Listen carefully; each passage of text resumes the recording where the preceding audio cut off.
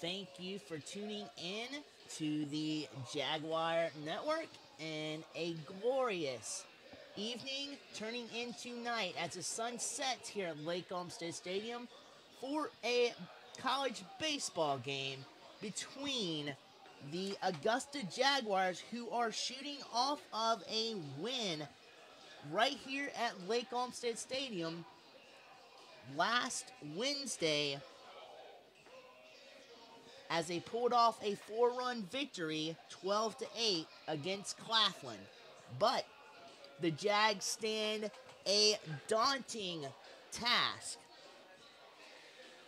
this weekend, as this is the first game of a 3-game set with a battle-tested Columbus State Cougar team who shoots into the ball game with an 11-2 record. With that in mind, though, keep this in mind also. This is their first Peach Belt Conference contest of the season. The sun setting down on Lake Olmsted Stadium, and it is sure to be a glorious night for a baseball game. We will be right back with you after the national anthem.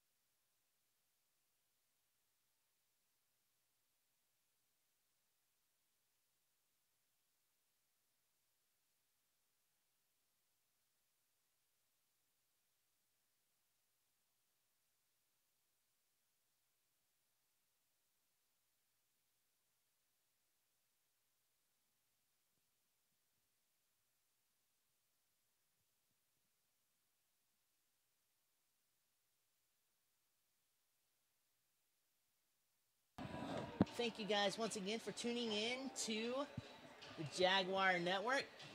I'm Blake Collins, looking to take you through a dandy of a ball game between a battle-tested and raging offense of the Columbus State University Cougars, who have a 11-2 record, looking to continue to spark the flames with that offense. Now, they will be counteracted and tested against the hurler on the mound for the Jags, Matt Meeks, who gets the nod at starting pitcher for the Jags. And his first battle will be against the shortstop for the Cougars, Justin Evans. Will be due up for the Cougars as soon as the warm-up tosses are through and the throw migrates down to second base.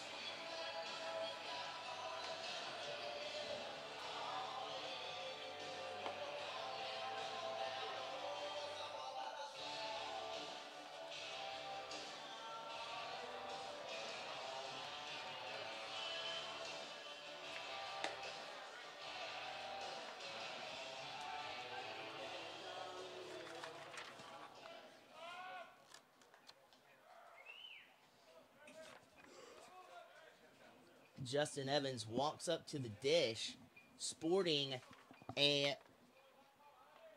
250 batting average in 13 games played. He started all 13 games he's been a part of.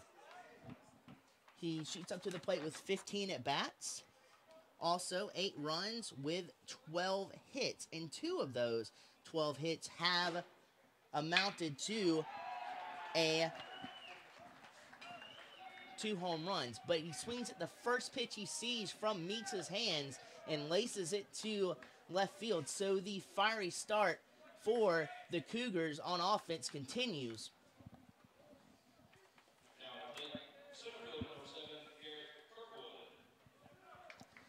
And now the man tasked with the job of moving him over 90 feet is the guy at the plate, Garrett Kirkwood, who roams in center field for the Cougars. Meeks tries to nail the outside corner with a fastball, but just tails a little bit too far outside.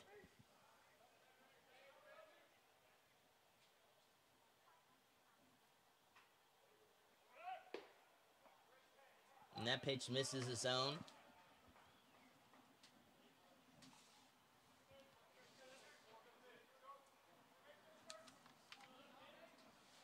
The Cougars did not wait long to secure their first hit.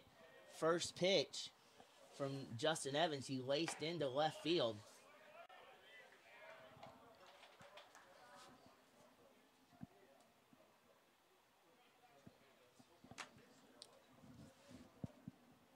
And now Garrett Kirkwood is in a hole. 1 ball and 2 strikes.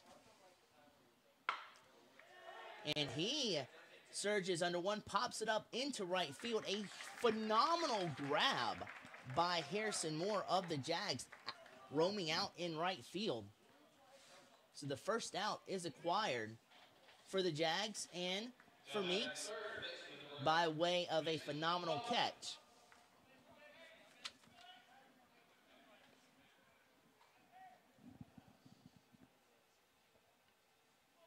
And now Meeks is dealing with the 3 and 4 men in the Cougar order. First up is the 3-hole hitter in Mason McClellan. Stands at the dish. Justin Evans takes off. Throw was low where you want it at second base, but Robertson could not hang on to it. Alford fired a laser over to second base. Just Evans got there when the ball arrived at second, and Robertson could not hold on and keep the tag on.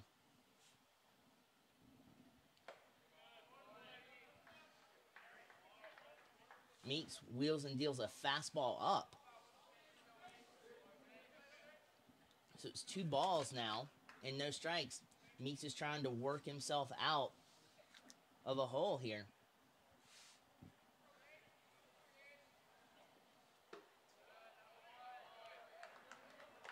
Tries to deaden the inside corner, that time with a fastball. Cannot connect.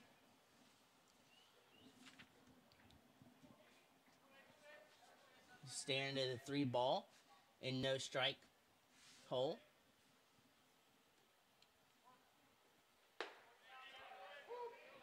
Penetrates the outside corner there. Great pitch for Meeks to get over with the first strike of the at-bat.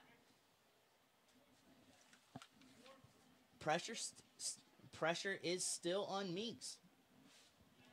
Right now, he doesn't want to try to be too perfect, but he wants to see if he can get another strike.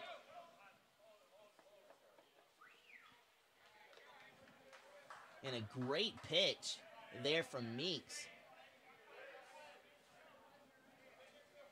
Curveball dying at the dish, and got a check swing from McClellan. He was not able to halt his swing in time, so the second strike is on the board.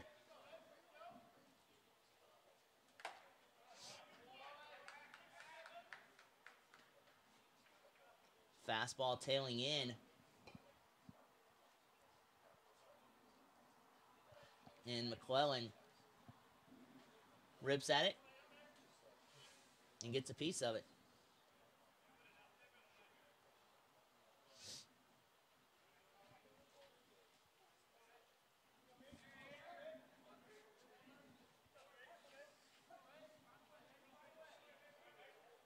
See if Meeks tries to bury another fastball in or tries to deceive McClellan at the plate with another breaking pitch.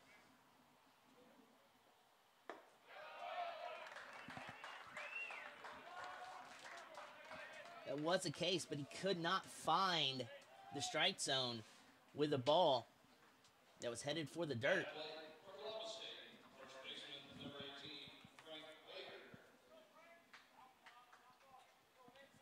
So the cleanup hitter in first base, his name is Frank Wager.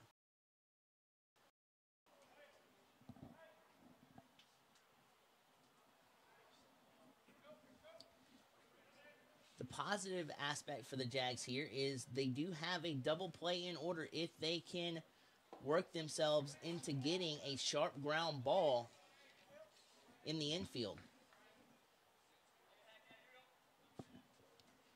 The first strike there for Meeks.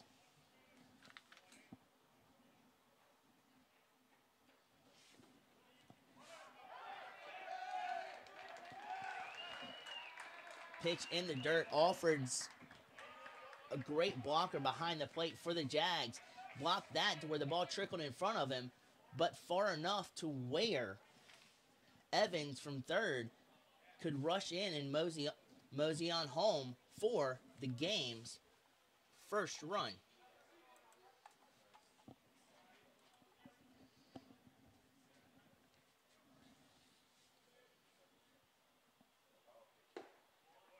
Meeks battles back, though, after allowing the first run with a sinker down.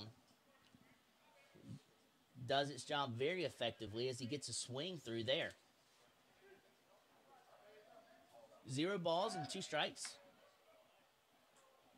And check back over at first base, wanting to keep McClellan close over at first to secure double play if the ball is shot into the ground. From the bat of Wager. Doesn't take his eyes off of that pitch and watches that pitch sail out of the zone and into the glove of Alford there. So the count now is 1 ball and 2 strikes.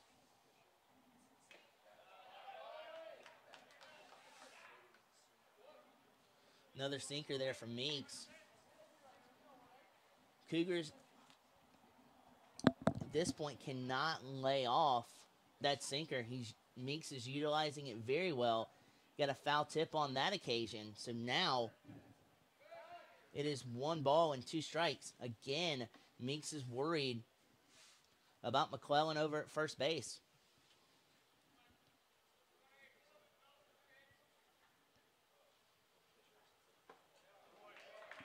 Great off-speed pitch there by Meeks. Fools Wager there.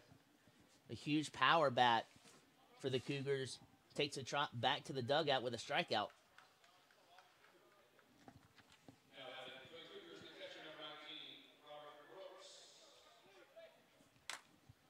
Robert Brooks walks up to the dish,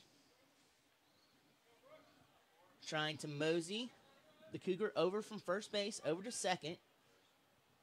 The Jags do have 2 outs. A great slider there from Meeks.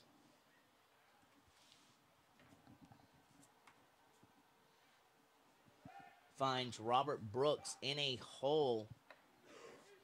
0 balls and 1 strike.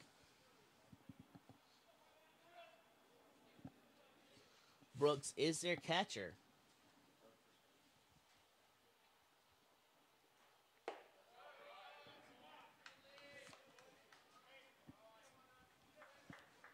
Try to again fool the Cougars, and it's Brooks' first time seeing that sinker. Good idea to lay off, and did not offer it the sinker. And that ball's punched into the ground at home plate. Foul.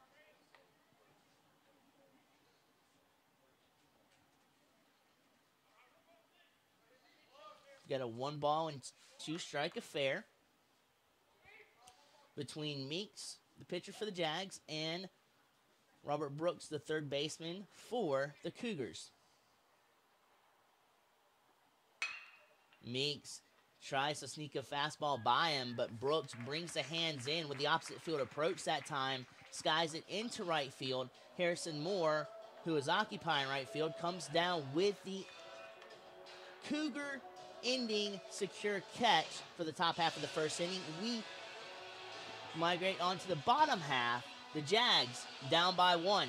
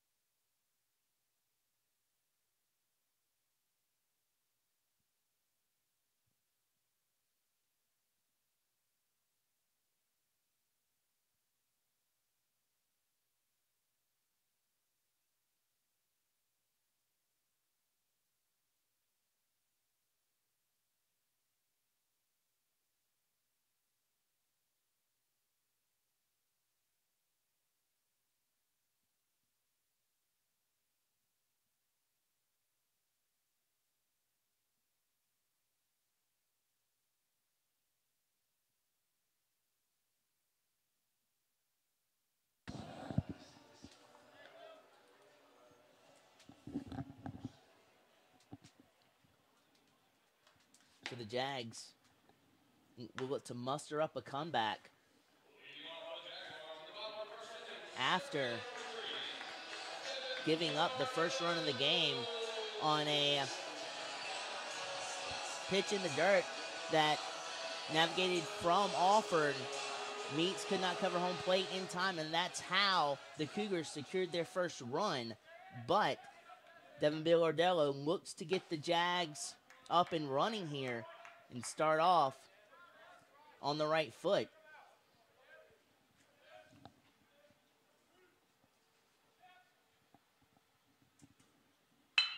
And he tattoos one off the gut to center field. Phenomenal start there for the Jags as he saw a fastball inside from Colton Ingram, the starting pitcher for the Cougars. Ripped at it and just shot it back up the gut.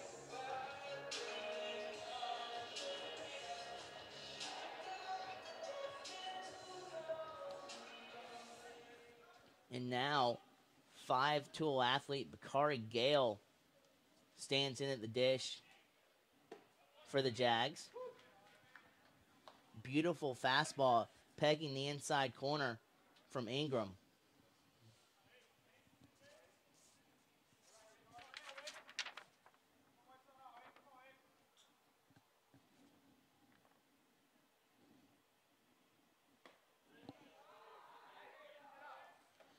Good eye there from Gale laying off of that pitch.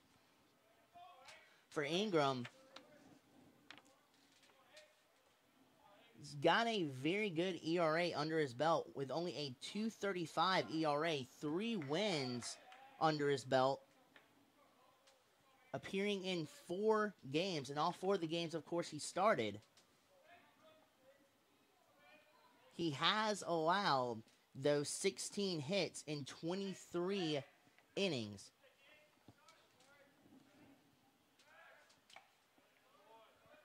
And Ingram fires the ball over to first base to check back on Bilardello at first.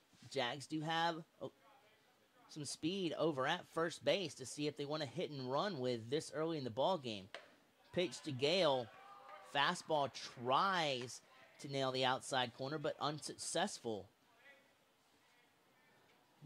Phenomenal vision there by Gale to watch that ball hit the glove.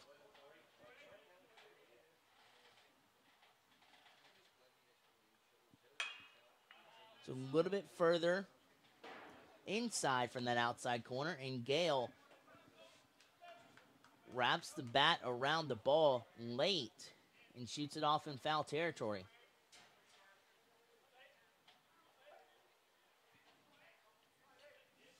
Ingram. Sinker there, but Gale does not offer at it. Saw the rotation and tracking the ball very well. Decides to lay off. And now he's at a full count. 3 balls and 2 strikes with the full count pitch ensuing as we speak. Check swing from Gale. Did not mosey around, the second base umpire says. So the Jags' patient eyes are paying off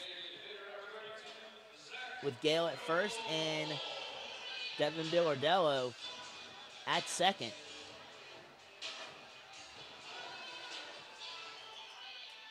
And now your DH for the Jags, Zach Goebel, looks to punish Ingram with some damage here and see if he can tie this ball game up with the tying run 180 feet away from home plate.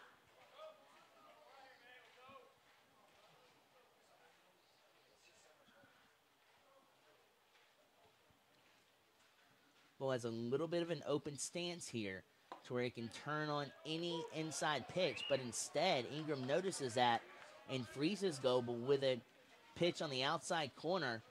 A great way to start off the at-bat. Out in front of this at-bat, 0 balls and 2 strikes for Ingram.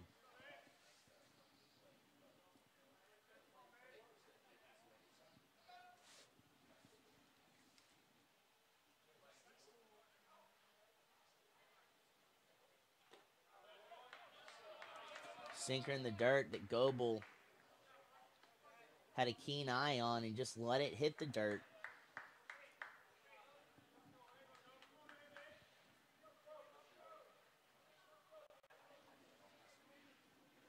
So now he's slowly trying to work his way back in a hitter's count. He's still down a strike, though, as it's 1 ball and 2 strikes.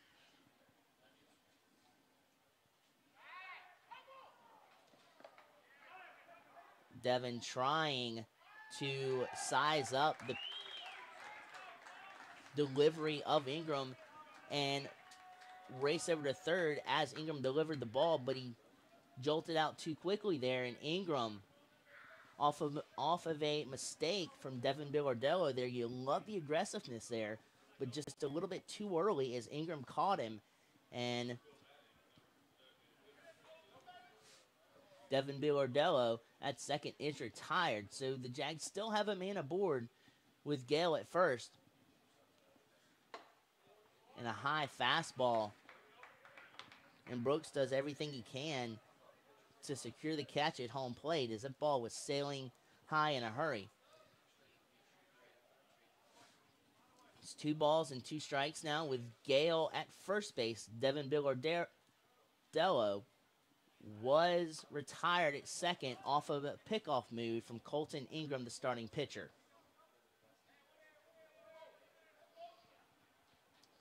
And Ingram worried about Gale's speed, and rightfully so. Here at Lake Olmsted Stadium, he has Carrington Evans type speed.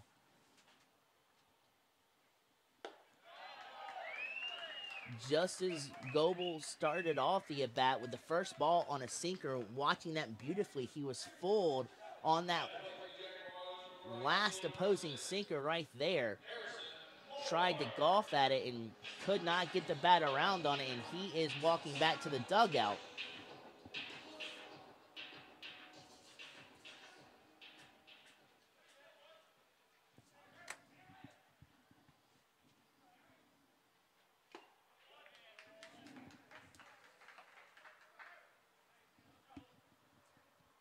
And the right fielder Harrison Moore, who ended the top half of the first inning in an amazing way, sprawling out and made a diving stab at the ball to wrap up the first inning with only allowing 1 run.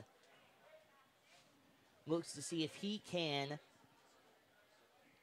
deal his hand and attribute to the Jags securing their first run here, but there are 2 outs in the inning for the Cougars.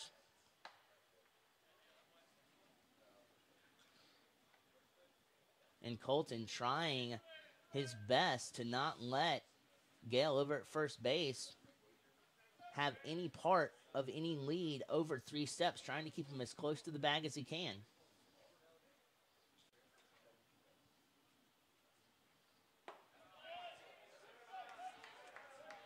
That pitch starts in the zone, but deadens low in the zone outside.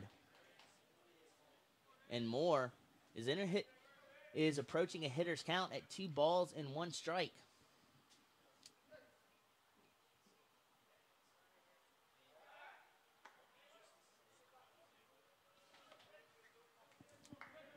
You know, at some point, you wonder if Ingram's concentration here is so much on Gale that he is not concentrating on Moore at the plate. The psychology behind that.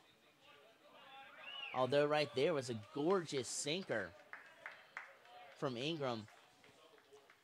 Calls Moore to be out in front and shift his weight and swing right through that dying sinker. So now Ingram is back at an even count at 2 balls and 2 strikes. And another sinker. That sinker of Ingram's is lights out, and he shuts the book on the Jags here in the first inning. Jags threaten. The leadoff man, Devin Bilardello, all he could get was second base. The Jags come up empty. So mosey on to the top half of the second. Let's see if the Cougars can continue what they did in the first.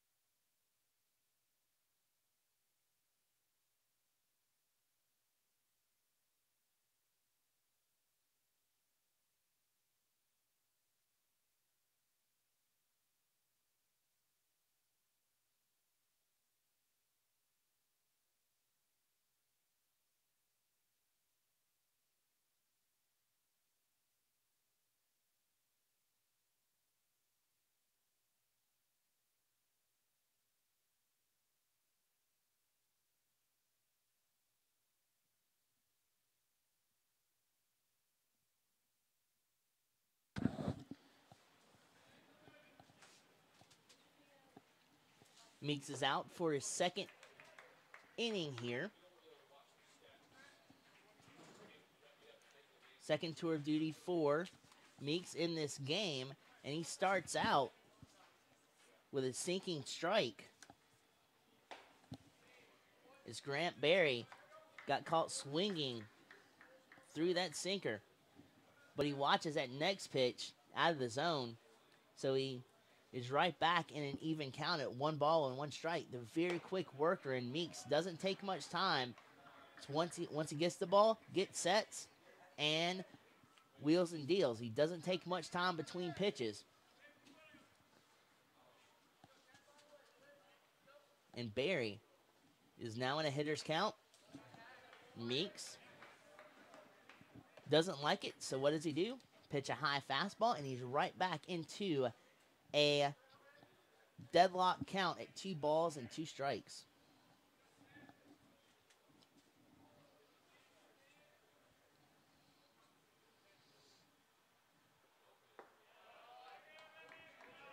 Sinker. But Barry, with disciplined eyes there, doesn't take the bat off the shoulder.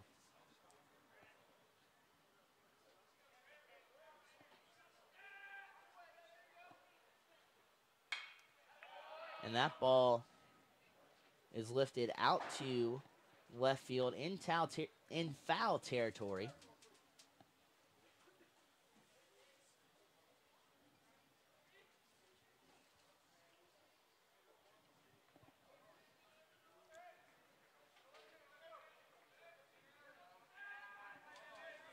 Here comes the payoff pitch.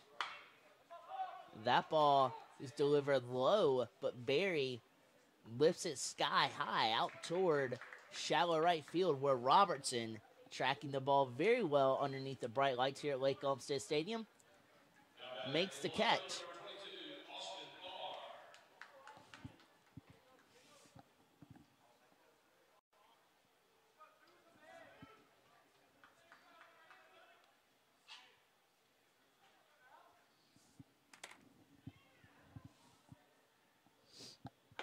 The left fielder for the Cougars now so waiting his second pitch as he watches that pitch sail out of the zone.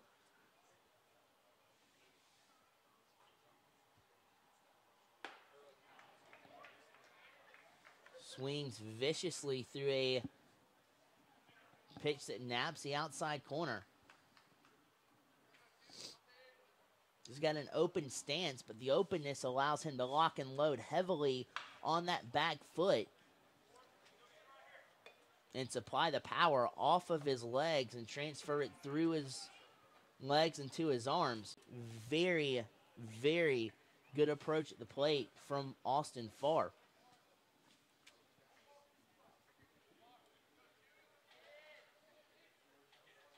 The only issue with that is it takes more time for his foot to step through, and he may be late on some of the pitches because of that time that he has to get set, lock and load, and then fire the bat through the zone.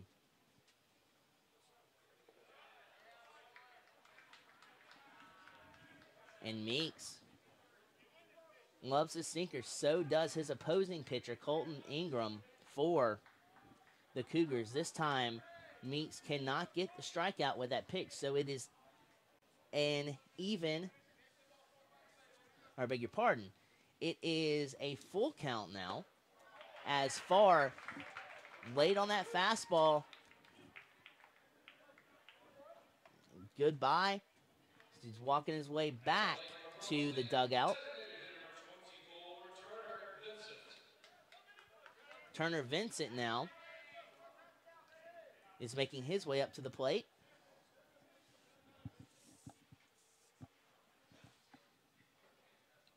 The designated hitter, who is batting 8th in their order.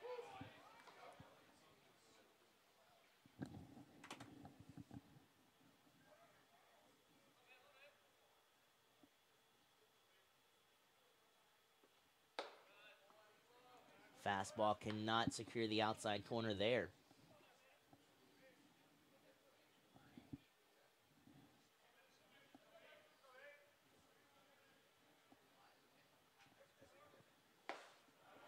comes back with a fastball inside. Vincent cannot usher the bat through the zone in time to connect with that fastball. So it is now a 1-ball-and-2-strike count with 2 outs. So Meeks is trying for a 1-2-3 inning, which is greatly needed because he got into a modicum of trouble in the first inning and allowed a run. So this would be greatly needed for the Jags all the way around on the board. But that sinker is ripped into right center field. Great vision there from Vincent.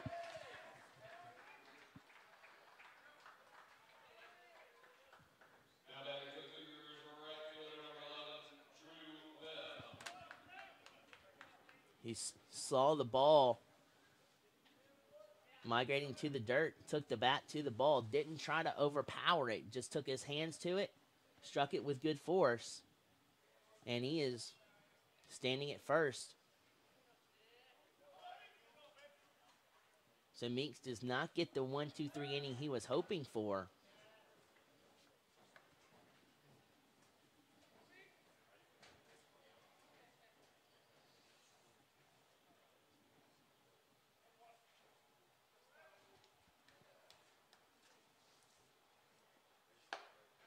And Meeks fires to the plate, a fastball right in the zone. But Drew Webb, the right fielder, did not offer at it.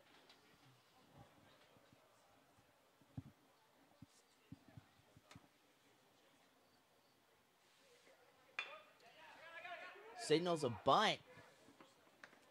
A bunt was dropped down. Meeks quickly fields his position well, fires it over to first base. Not a bad idea if there was not 2 outs on the board. But with 2 outs, the out at first ends the Cougar threat. We mosey on into the bottom half of the second inning. Still a 1-run Cougar lead.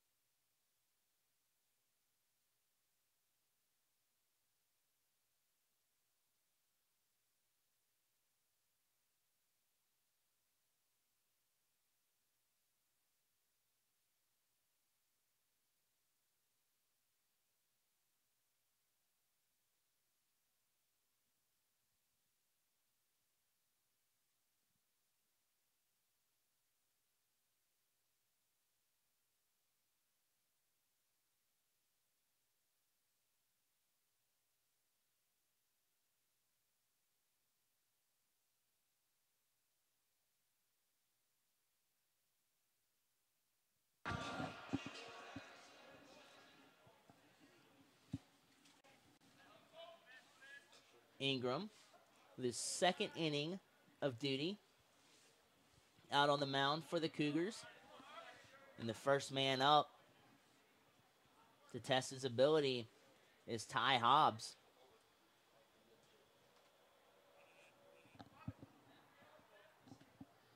First baseman swings at the first pitch and looks right at the second pitch. A great pitch, biting back over the outside corner. As Ingram is in full control of this at bat. 0 balls and 2 strikes. Hobbs now trying to work the count back to an even affair. Looking at that ball.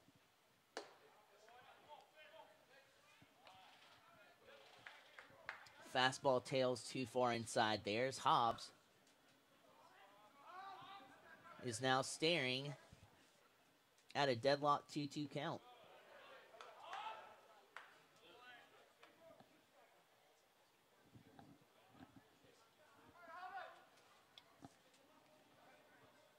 Now Hobbs has worked it full. So the count is juiced. 3 balls and 2 strikes. Fastball ties Hobbs up inside, and a vicious strikeout there for Ingram. And Hobbs is walking back to the dugout.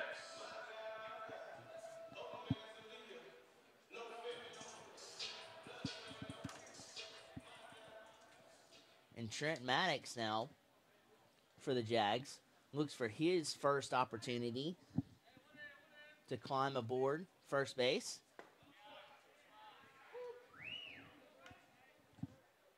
Fastball caught the outside corner there. Great pitch from Ingram. Tried to go to the well one too many times as Maddox timing improved on that pitch and was well on the baseball, but shot it foul.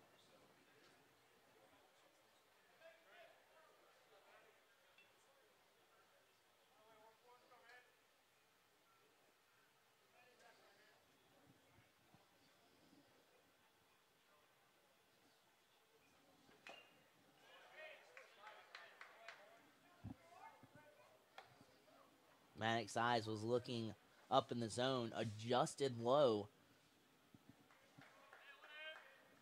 Got a piece of that pitch, just enough to foul it off. Again, another low sinker that Maddox turns on. Cougars out, make the perfect play as the second baseman fires over to first base. And quickly here in the bottom half of the second inning, two men are down.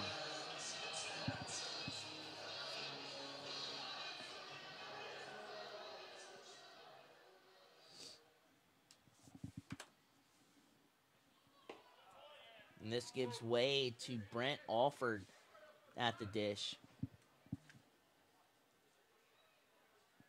for the Jags.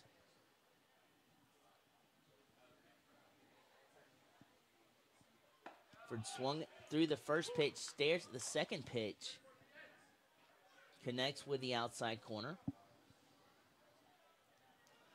So now quickly, Ingram is mixing up his pitches well and working efficiently as the outside corner was pegged on a strike 3 count as Alford now has to walk back to the dugout, put on his catcher's gear, and shoot back out behind home plate. But at the end of 2, the Cougars hold steady and hold their game and still sport a 1-0 lead.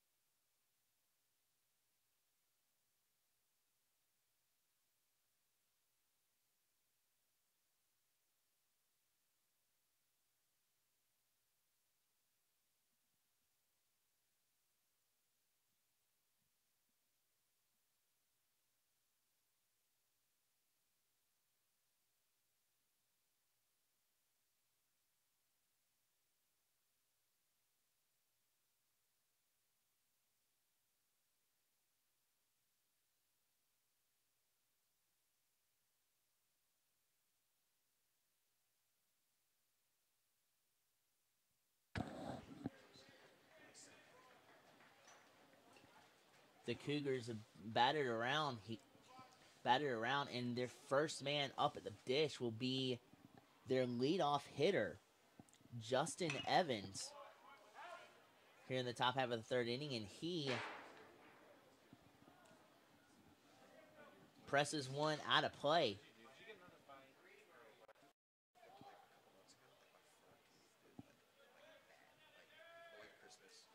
And now Meeks delivers a fastball strike. So the count now is quickly 0 balls and 2 strikes.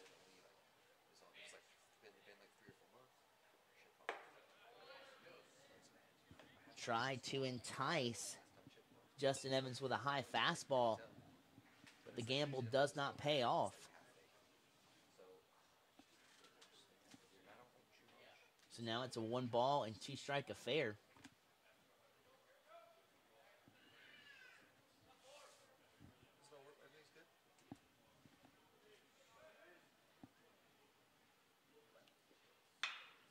Meeks fires a fastball inside. Evans wraps the bat head through the baseball inside, pulls his hands in tight to get to that pitch, but Moore camps under that lifting high fly ball and secures the catch.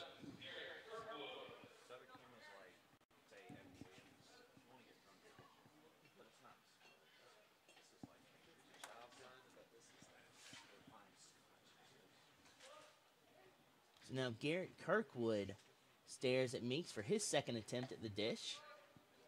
And Meeks cannot find the strike zone with that first pitch offering.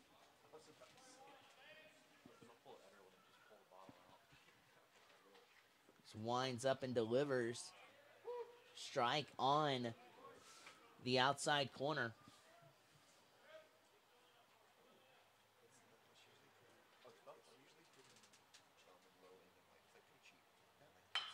Wheels and deals, and that ball is fisted out to shortstop and past Maddox's glove, and Kirkwood stands at first base with a 1-out single.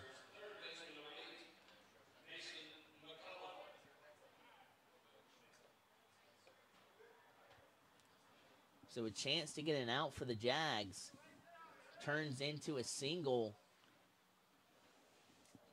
for the Cougars. Let's see if they can continue to take advantage.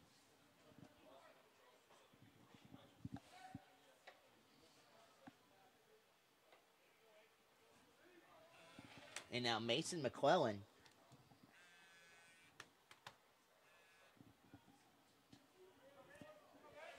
is at the dish.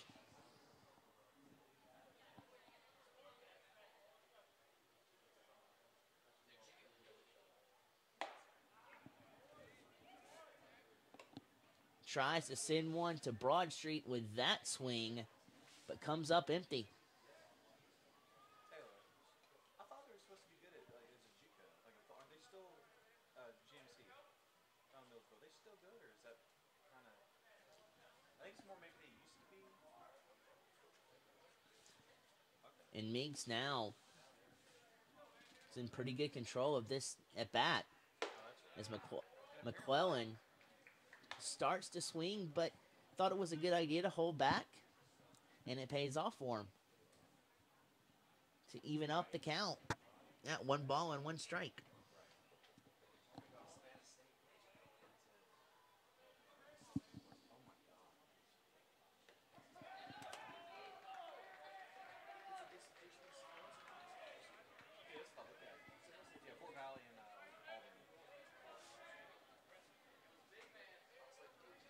And Meeks shows a little bit of erraticness there as McClellan takes his base over at first.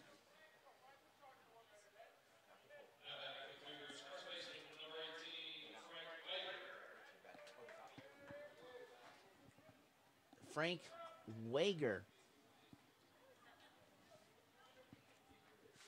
shoots up to the plate.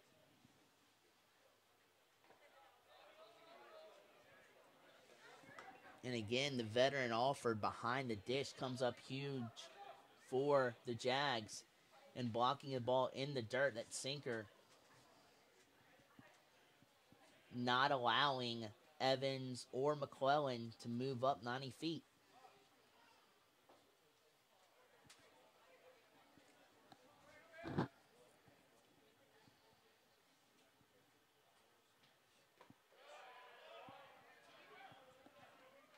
Another sinker. Does not get a swing at for the Jags. And Meeks is falling behind in the count. 2 balls to no strikes. Wager stands in. And he skies one behind home plate. Will it stay in play? Alford loses track of the ball and cannot recuperate. So the ball lands just beyond Alford.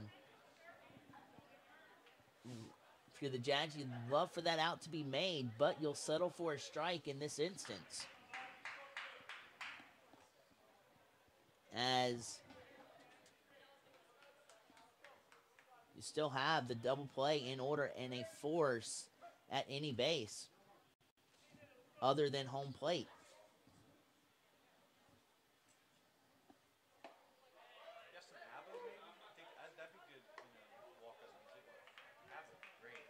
And that pitch does not wrap inside the outside corner. So Meeks is now trying to work his way out of an even 2 balls and 2 strike count. The sinker cannot get Wager to swing at it.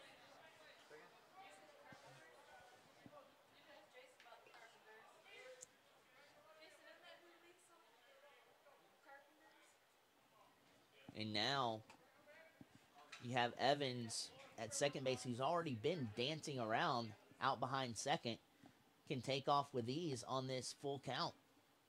Pitch ensuing. Both runners will be running on the pitch.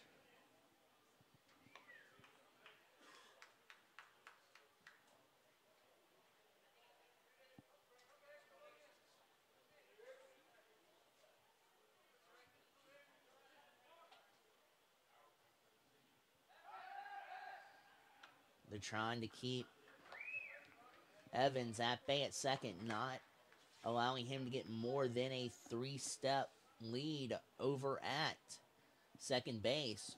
But he keeps dancing around out there. Sooner or later, that may pay off.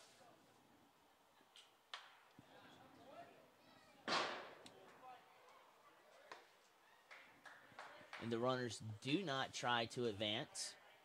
That pitch is fouled back.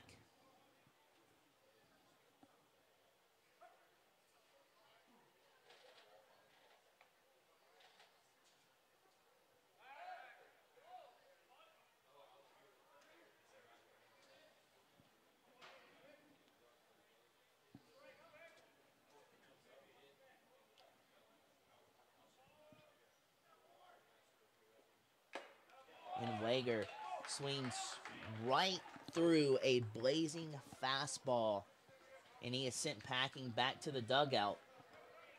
So a crucial second out, and the runners do not decide to advance. So you still have Evans out there 180 feet away from home plate.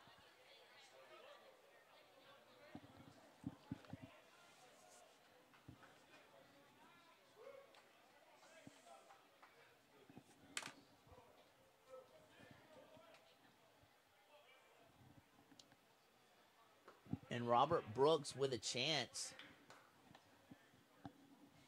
to pile on some more runs for the Cougars. And watches that first pitch out of the zone. Ball number 1.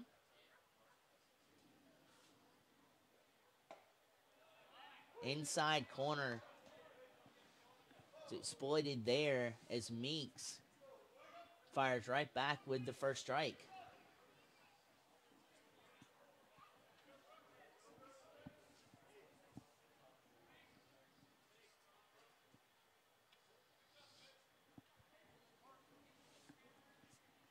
Meeks now Looks Evans back at second and decides to step off.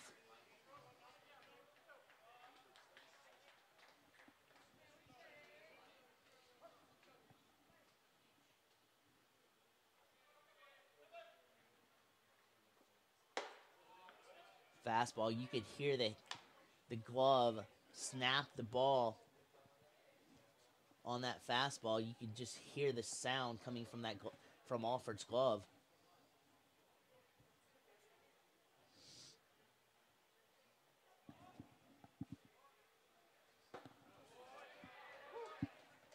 Another strike for Meeks.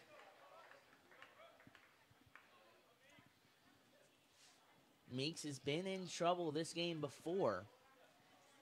And back in the first inning, the only run that has been plated in this game was on a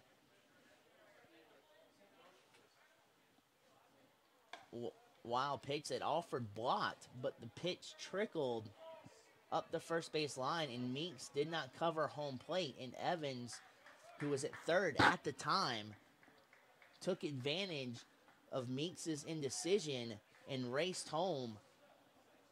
So the first run of the game came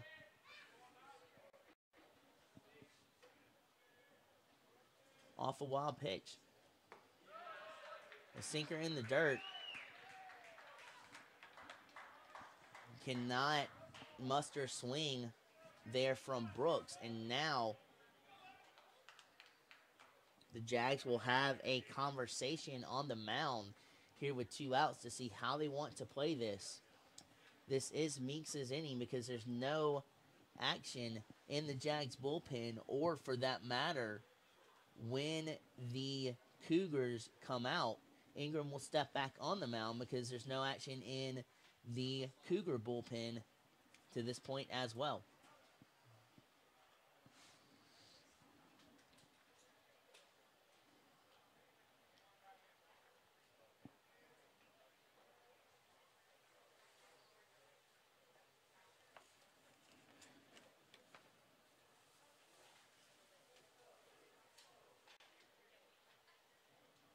Gracing the base pads are Evans, McClellan, and now Brooks, who's at first base.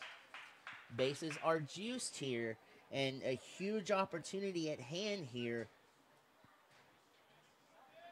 to put some more pressure on the Jags and stretch across some more runs is granted to Grant Berry, the second baseman for the Cougars. Wanted to continue that pressure, tried to press the offense there, swings right through a great changeup there from Meeks.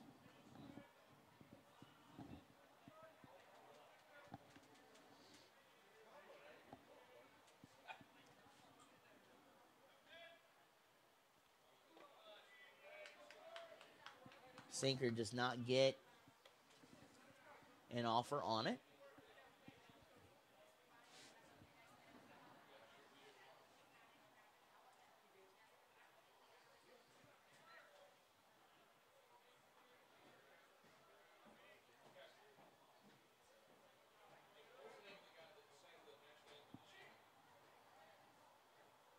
Meeks again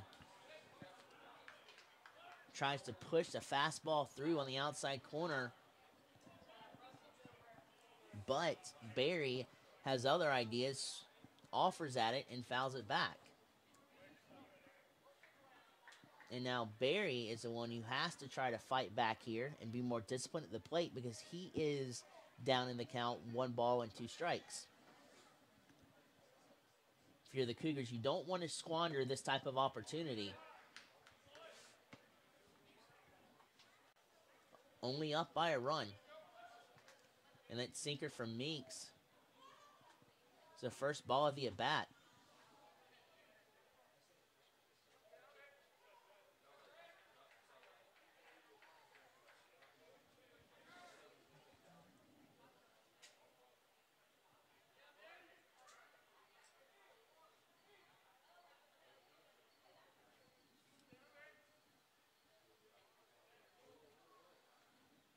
That meets comes set. Sinker this time disguised well enough to get a swing over the top of that pitch and bring a screeching collapse to the threat of the Cougars. They had the bases loaded, but they could not capitalize on that situation. So how will the Jags handle their half of the third inning? It's only one way to find out, and that is come right back here.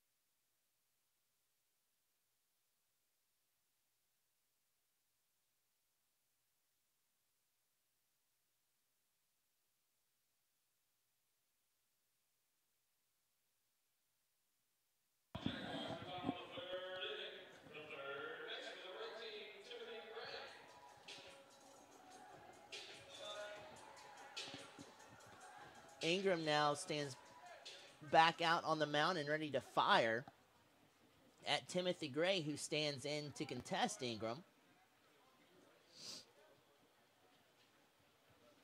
The sinker there from Ingram is blocked beautifully there by Brooks, the catcher. Gray takes his time and does not offer at it. He awaits the second pitch of the at-bat, and that is a fastball low inside.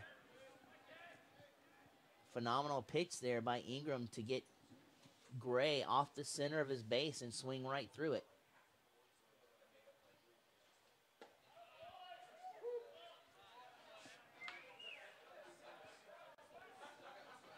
So Ingram went inside to get the first strike. This time he migrates outside and secures a second strike.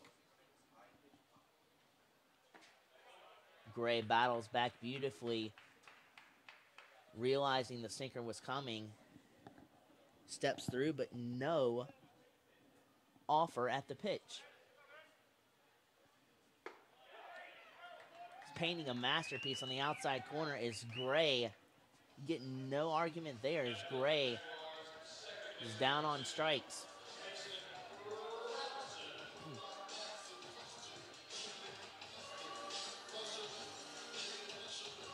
Mason Robertson, the second baseman for the Jags and the ninth hole hitter for the Jags, walks into the dish. And he sees a little bit of a change of pace on that pitch from Ingram and gets a strike on the outside corner. Ingram again winds up trying to pierce the outside corner again, but tails too far outside.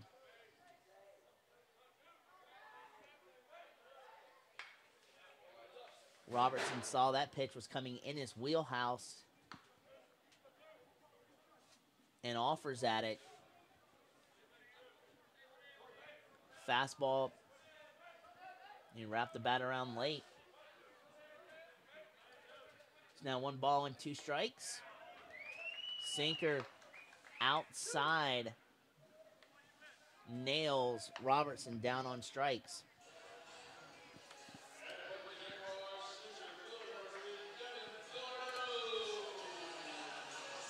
Now the Jags, their final hope here in the bottom half of the third inning. And their table setter comes to the dish in Devin Billardello. Looks at the first strike of the at-bat.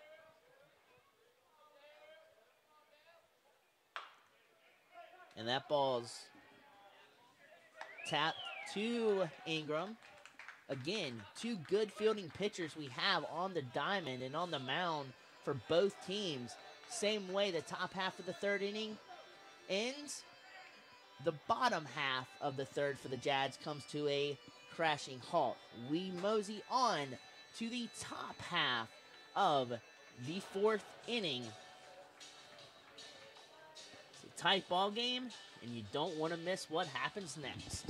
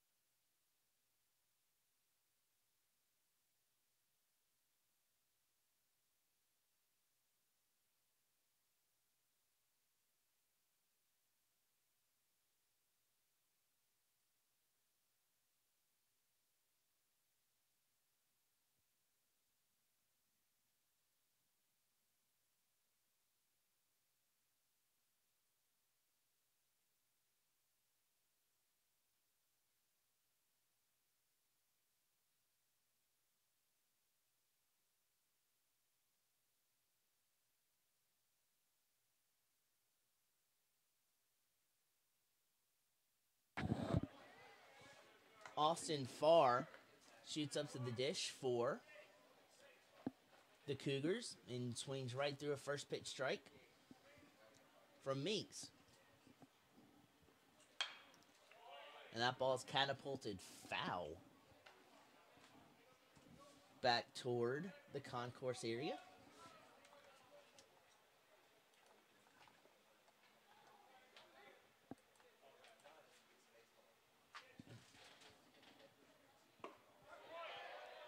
Meeks, sinker, Farr went around on a check swing.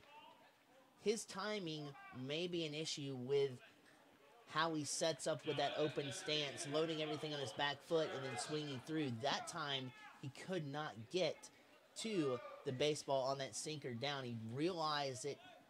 He wanted to hold up too late, and he is back in the dugout.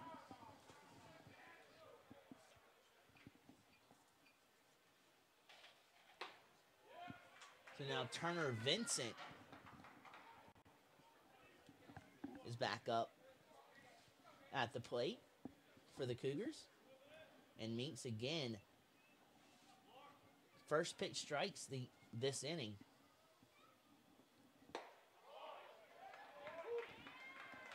About as pitcher perfect of a pitch as you can get with that fastball edging the outside corner out. And it's 0 balls and 2 strikes.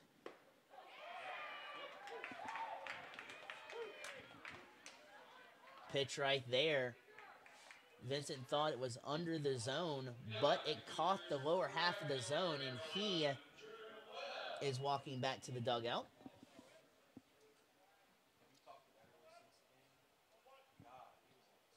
And so now, the last hope this inning is your right fielder, Drew Webb, for the Cougars.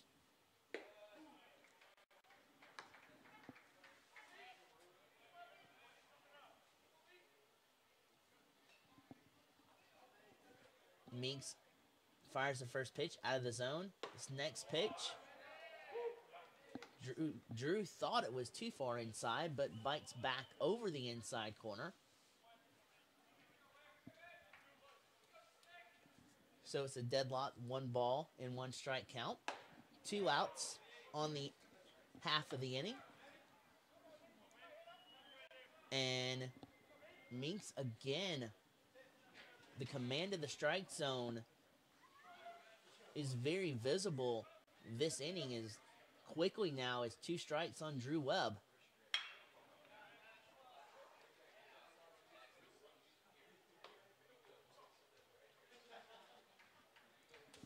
If he secures this next out, it'll be his first.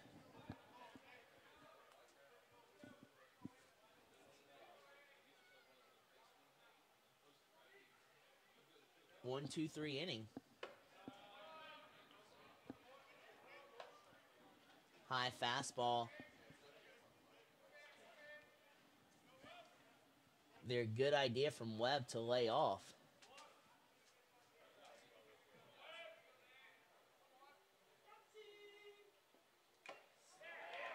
Snap back fastball, tails back a little bit inside. Webb liked what he saw, but could not catch up to the heater. Top of the 4th is in the books. Only one way to find out what the Jags will do in their half of the 4th inning. We'll be back in a minute.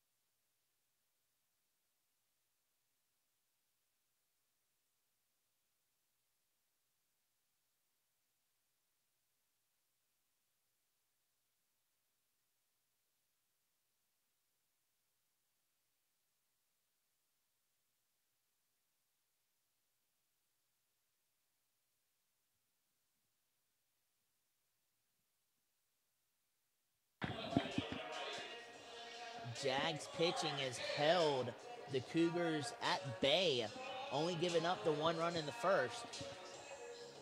Can the Jags offense muscle up some offense here?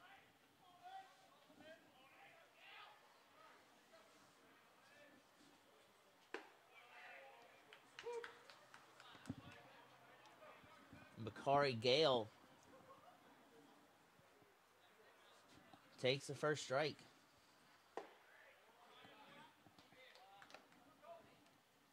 Realizing swing to that pitch, it's too far inside.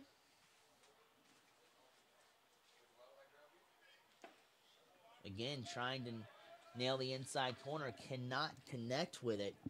He's also setting up beautifully the outside corner for Ingram if he wishes to go in that direction. He does just that, and a tough take for Gale. But it pays off for Gale as cannot secure the strike on the outside corner there for Ingram. Again, same spot, same location. And Gale trots to first base. Discipline eyes. Maybe a good way to start the offense for the Jags. Have a man aboard at first base. And now it hands the bat off to their 3, 4, and 5. Heart of the order coming up for the Jags with nobody out here in the bottom half of the 4th inning.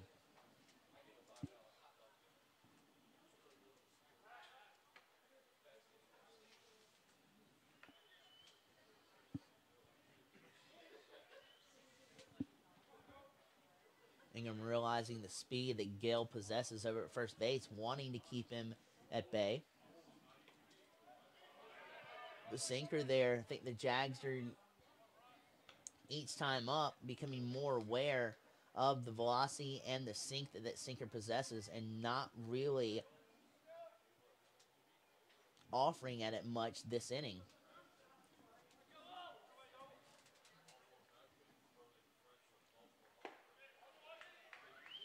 And Goebel had a huge cut, but only connects with the wind and not the baseball.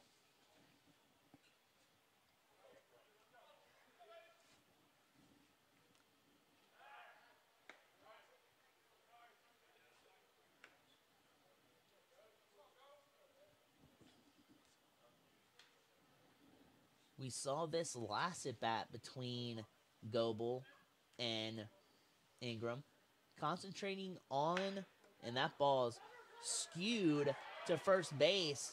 Ingram fielding position very well. First baseman dives for it, but Ingram there to back him up and cover the bag to garner the first out here in the bottom half of the fourth inning. Great execution there from Ingram and the second baseman backing up. Wager at first base. Gale does move on up to second. So the Jags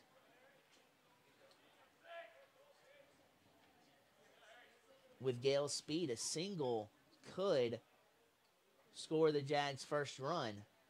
And that falls to the bat of Harrison Moore at the dish.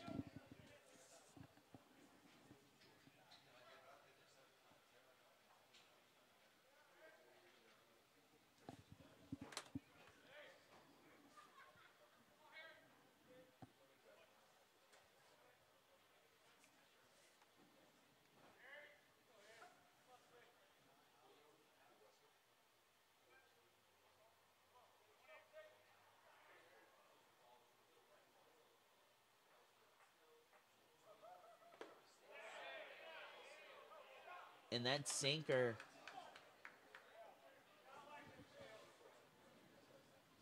does its job as Moore check swings it, but the umpire at home plate says he went around. No help from the field umpires on that call.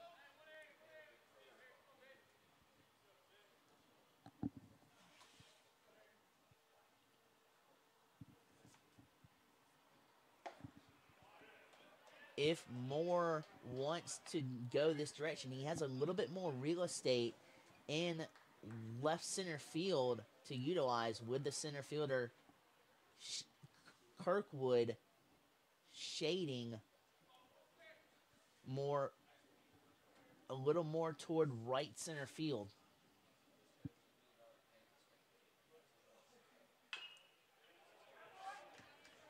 He's got good rotation and good spin on that sinker from Ingram. Moore does everything he can to stay alive in the at-bat, fouls it off.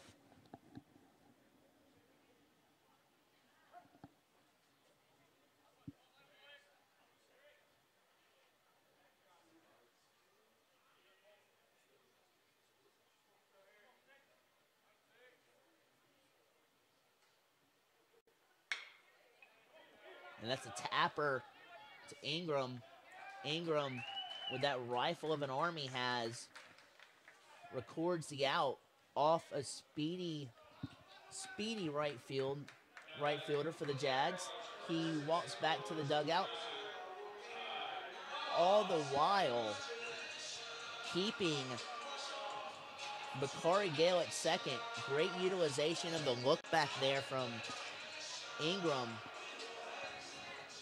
to keep Gale at second and not put any more pressure on himself than he has to.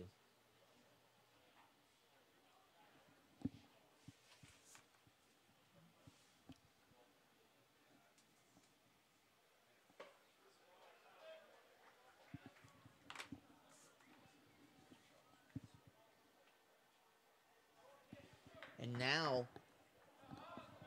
the number 5 man in the Jags order, Ty Hobbs, is at the dish, already down a ball, or excuse me, already up a ball in the count.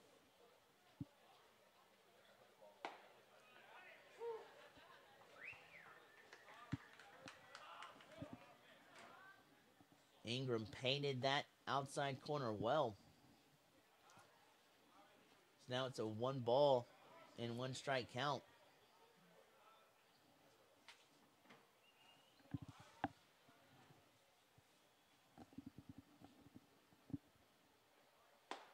And the Jags down to their final strike here in the bottom half of the 4th inning. On that sinker. Man, is it a beautiful sinker.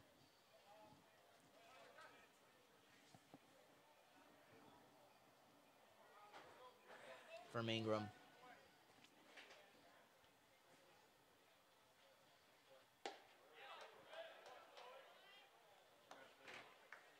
Tries to execute the lower part of the zone, but fails to do so.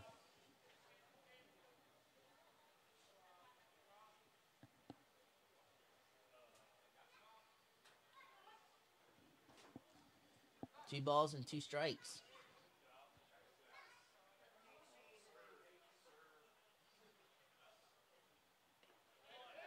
The sinker trickles out toward the 3rd baseline in foul territory. And Gale, even with his speed, does not want to run the Jags out of a possible tying run situation, decides to hold at second.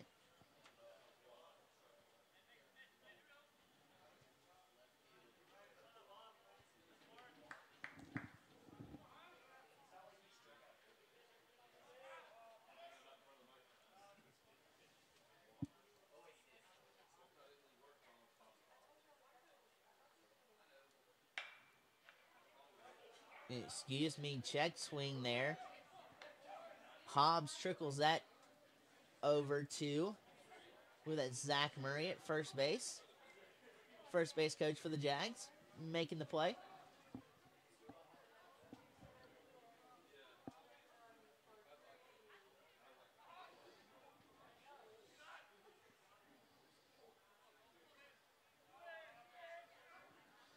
The count is juiced up at 3 balls and 2 strikes. And Hobbs drastically fooled on the changeup there, looking to rip a fastball, and he is sent back to the dugout.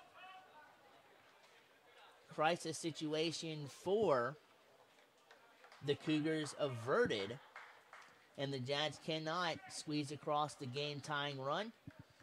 We entered top half of 5. Both squads are holding each other at bay.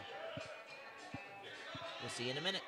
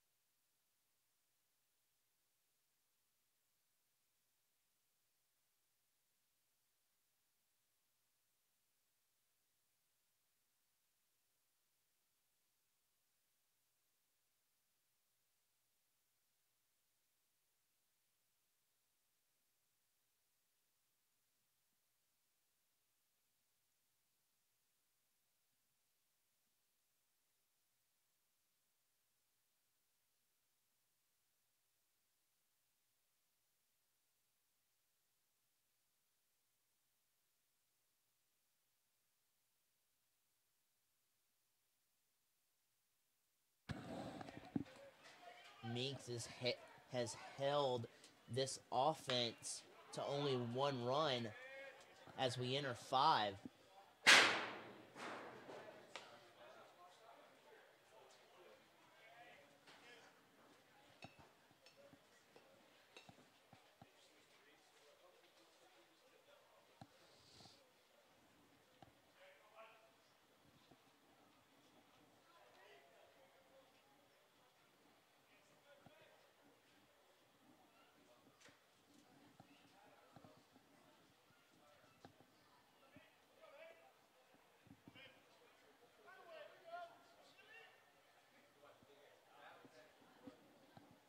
Meeks wheels and deals.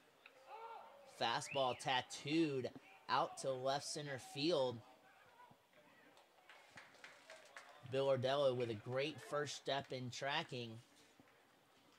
There's on cruise control the rest of the way and retires. The first out here in the top half of the 5th inning. Evans placed full force in that ball, but the wind kind of knocked it down. Gave it a ride. But now the at-bat is in Garrett Kirkwood's control, and it's in his favor now as that sinker squirts away from Alford.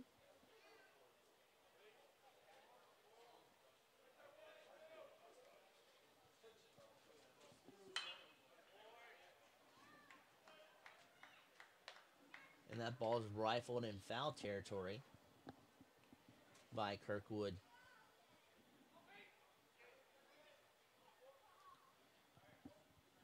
Meeks, waits for the sign. Sinker that the Cougars cannot make contact with. Great spot for that sinker for Meeks. And again, same pitch, same result, but this time it squirts by Alford. And that's one of those plays where you don't have to make contact, and a strikeout signifies a runner on first base, because it's one of those quirky baseball rules that on the 3rd strike, if it scoots by the catcher and the batter can outrun the catcher's arm, the base is awarded to the hitter.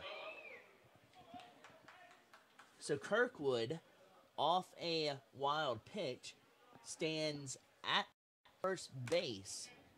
And now the 3, 4, and 5 power-driven guys of Columbus State. It's a tough matchup for Meeks to contend with in this situation. Down by 1. Sinker starts off the at-bat with a ball.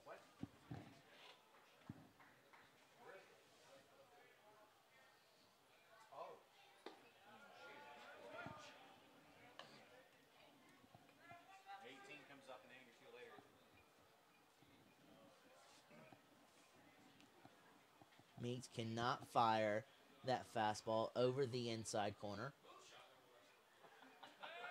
Second straight ball in this encounter.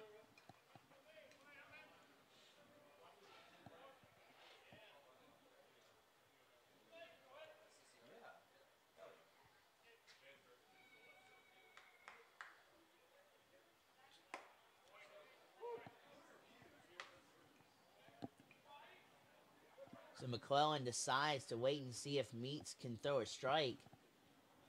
And he does just that, barreling the fastball through the heart of the zone. 2 balls and 1 strike on the plate appearance.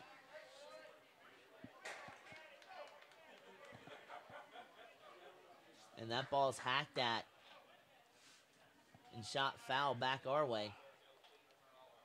Up and over the press box here at Lake Olmsted Stadium.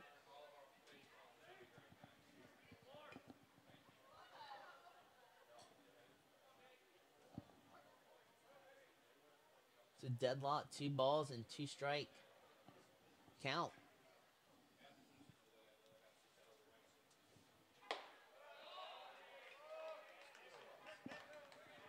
Wanted to see if he can entice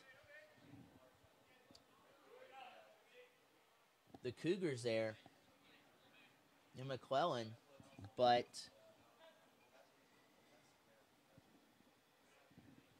to no avail.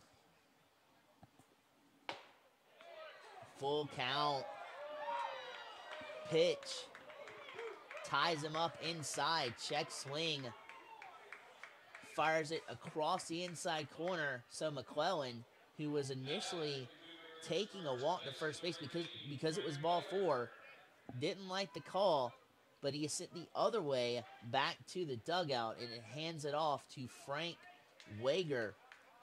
If the Cougars are to add any more insurance runs here in the top half of the 5th inning.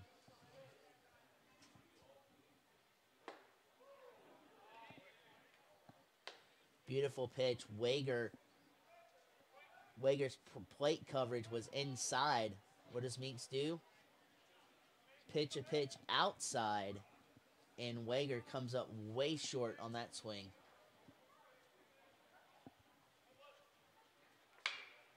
And that ball's missiled.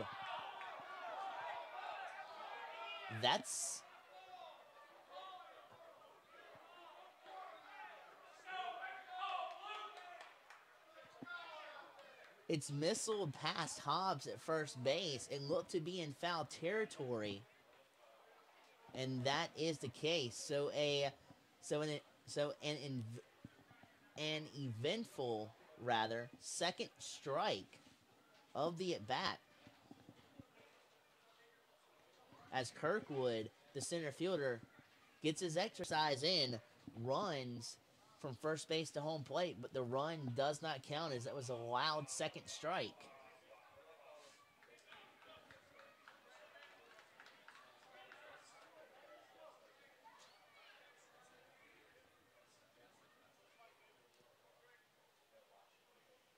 And Meeks froze him solid on a changeup inside corner personified, and that is how the Cougars are shut down here in the top half of the 5th inning. And with a full moon bright, anything can happen. So we mosey on into the bottom half of the 5th inning. The score is still 1-0.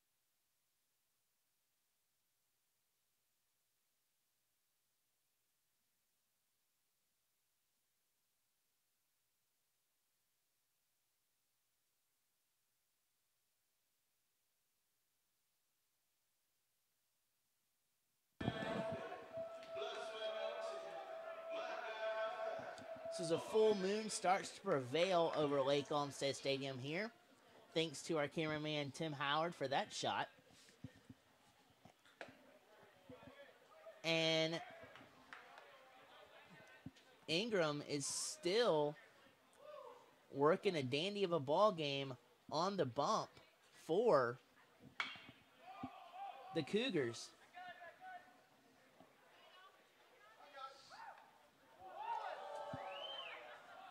And that ball is skied over in the area of Evans short. Had a little bit of a tough time reading that fly ball, but ultimately recuperates in time for the out to be secured.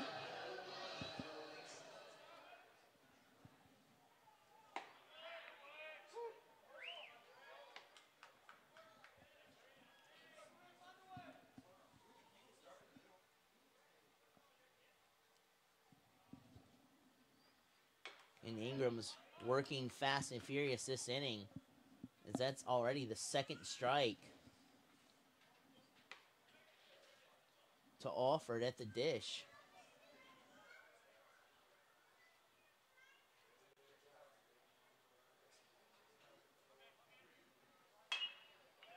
And that ball's batted into the ground at third. Third baseman reacted a little bit late, but then turned on the Jets very quickly and wrangled in the second out.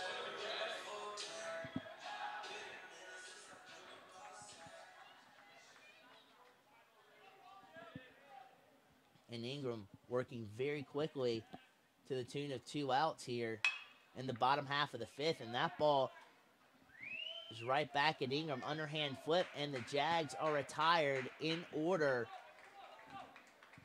Bottom half of the fifth is quickly in the books.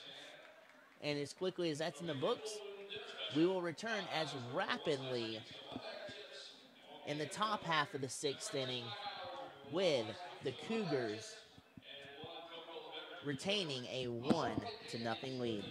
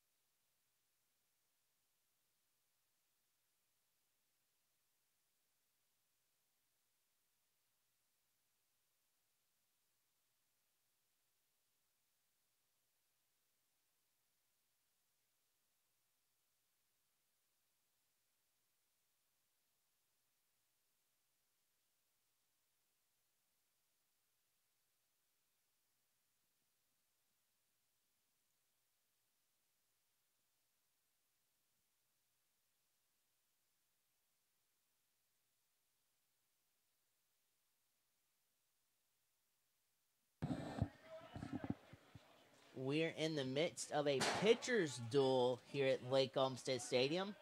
Robert Brooks looks to break some of that off with a single here to start off the at-bat, but he gets frozen in his tracks after starting a swing, stopping a swing, and still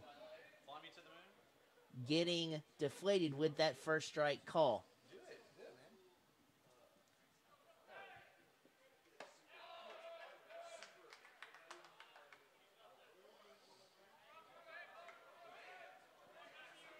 And again, Meeks is trying to work through his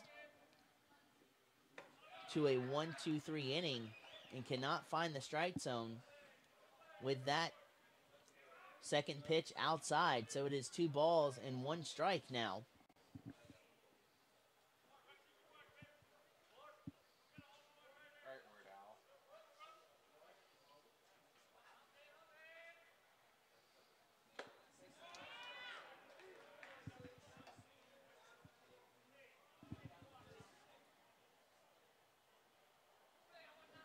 Vicious cut, and Meeks is right back, battling back to an even 2-ball and 2-strike count.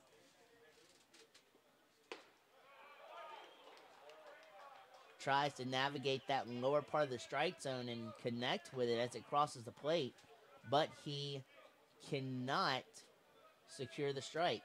So it's a juiced up count now, 3 balls and 2 strikes.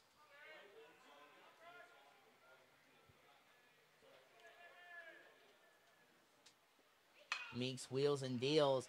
High fastball towers back our way into the stands here at Lake Olmsted Stadium.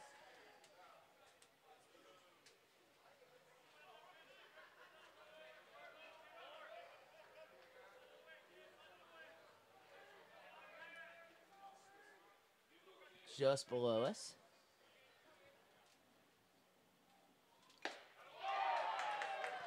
Vicious cut on a blistering fastball. Meeks wins that battle.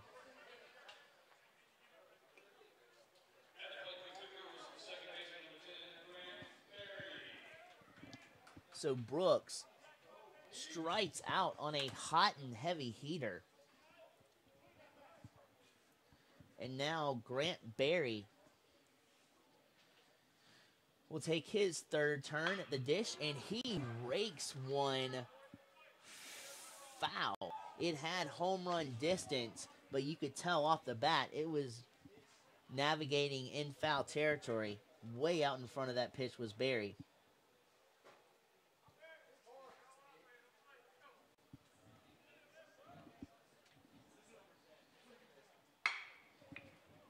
He doesn't lay off any of the contact as that ball is shot on a line out to Robertson, who makes a diving sprawl. Knocks it down, gets back up and fires it over to Hobbs at first base. Gorgeous play there from Robertson.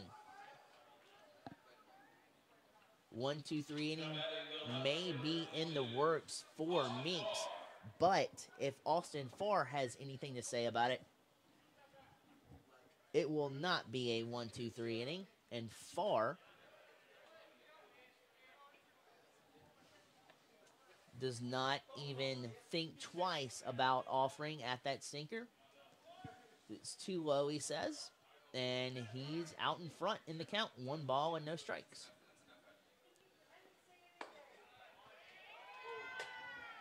Coming back strong there with that fastball, pegging the outside corner from Meeks.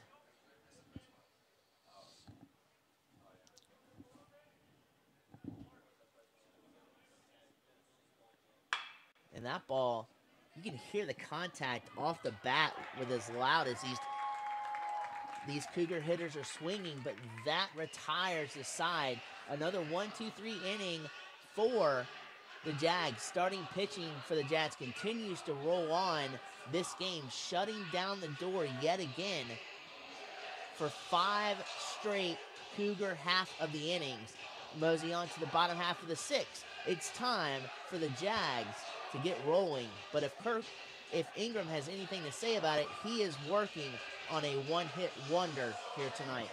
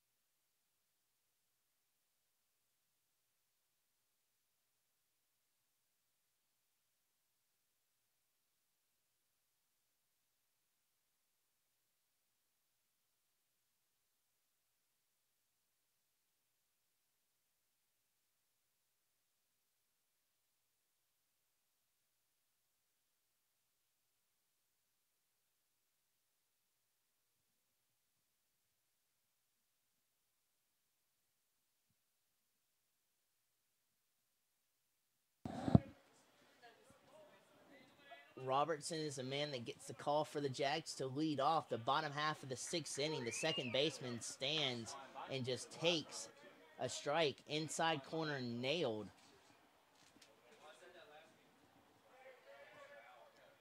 Ingram, fierce working left-hander, fires down and away.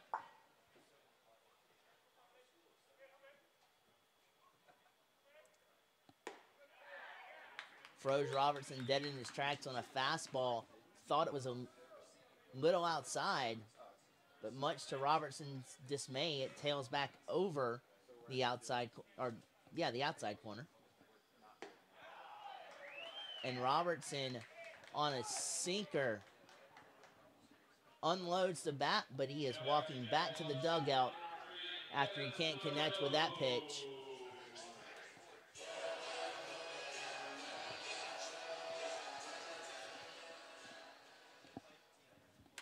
So now, the top half of the order for the Jags, and Devin Villardello stands in, and he lasers one out to second. Pitcher perfect transfer from Grant Berry, out patrolling second base, and the Jags, bottom half of the 6th inning, is moving rather quickly,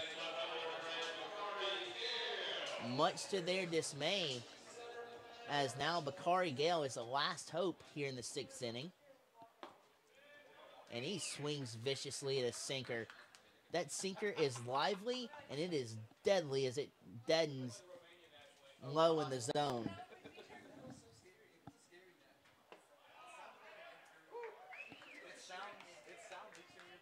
Pitch connects to the lower half of the strike zone there, and Gale is quickly down 0 balls and 2 strikes.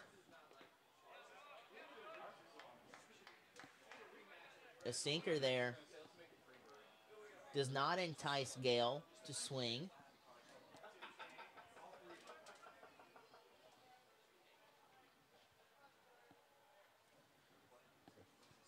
Ingram, that pitch, fastball, middle of the zone. Gale behind on the speed of that. All he can do to foul it back.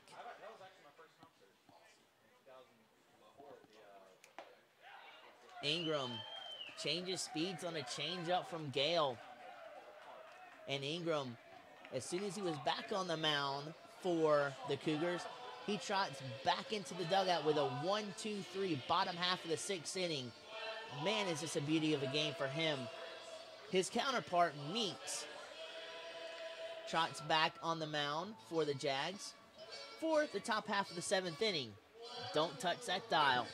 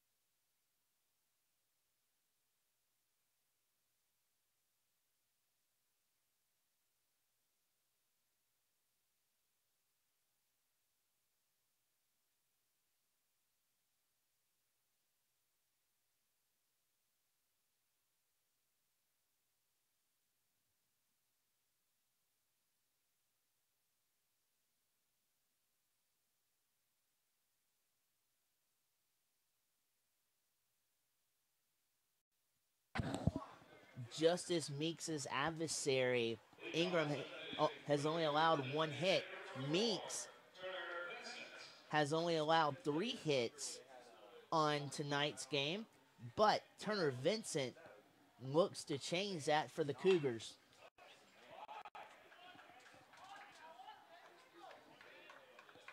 And that pitch is scorched back foul. The netting caught that, so the fans are are not in any harm's way, but a rocket shot foul back to the net. Next pitch from Meeks. Outside.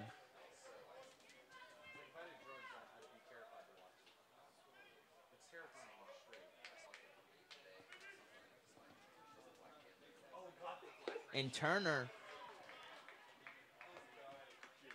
unloads the bat off his shoulders, but comes up empty on that sinker.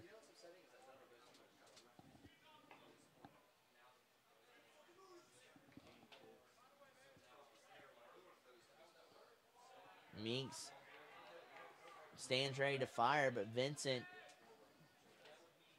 messes with Meeks' timing the only way a hitter can. Asks for time at home plate, and Meeks comes back firing in a sinker low. So it's 2 balls and 2 strikes.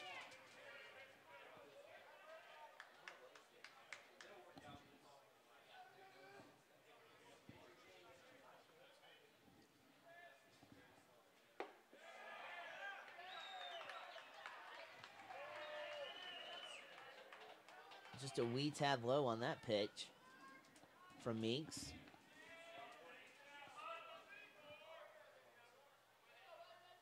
And Vincent staring at a full count, 3 balls and 2 strikes, and he strikes at that pitch and elevates that one in foul territory behind Lake Homestead Stadium.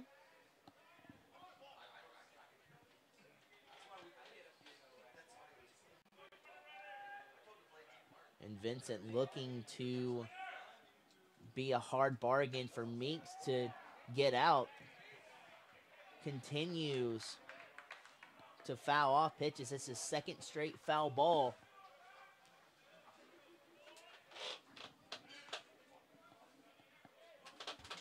On that accord.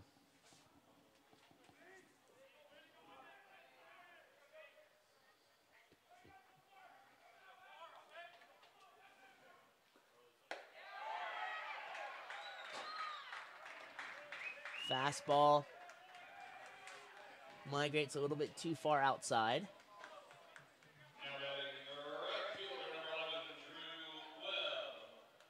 And Drew Webb stands in at the dish after Vincent walks to first base.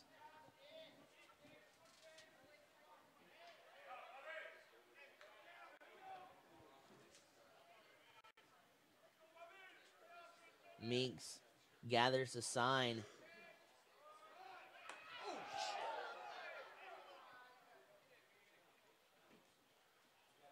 It's a fastball that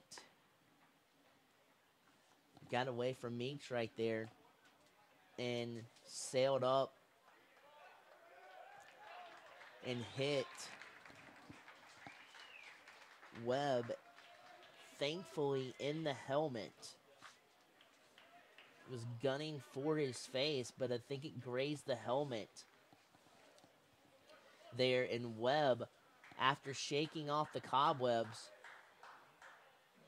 trucks on to first base, but he still may be shaken up after that. That was just got away from Meeks there, and now the Jags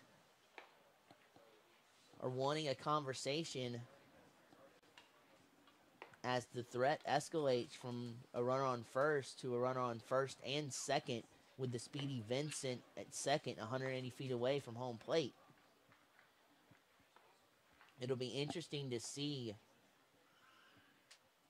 if Webb, who, scary situation, just got hit in the helmet with a fastball, if he trots back out on defense for the Cougars, but that'll be in a little while. As of right now, the Jags have no outs on the board.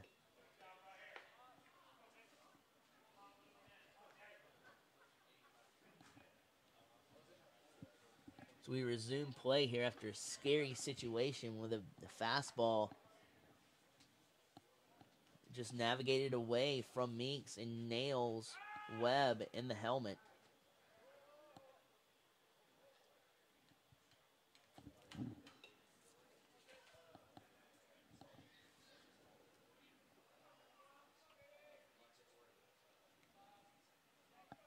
And Justin Evans now is the next man up, and that's a situation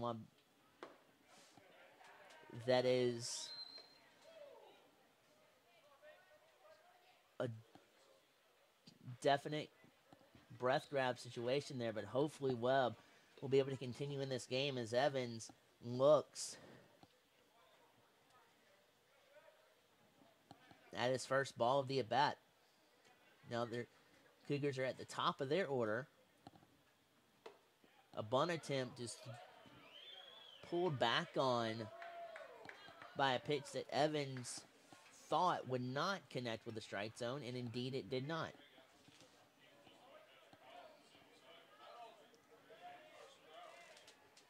The corners are Gray playing even with the bag. Hobbs trying to thwart the bunt attempt, and the bunt gets down in foul territory, so it's 2 balls and 1 strike. But if the bunt is made and it's hit and it's bunted, rather hard, Hobbs may think about getting the force at third, but with the speed of Vincent, might be better off just to take the out where you can get it. So the wheel play is in motion for the Jags. But the bunt is not shown there from Evans, and Meeks cannot connect with the strike zone.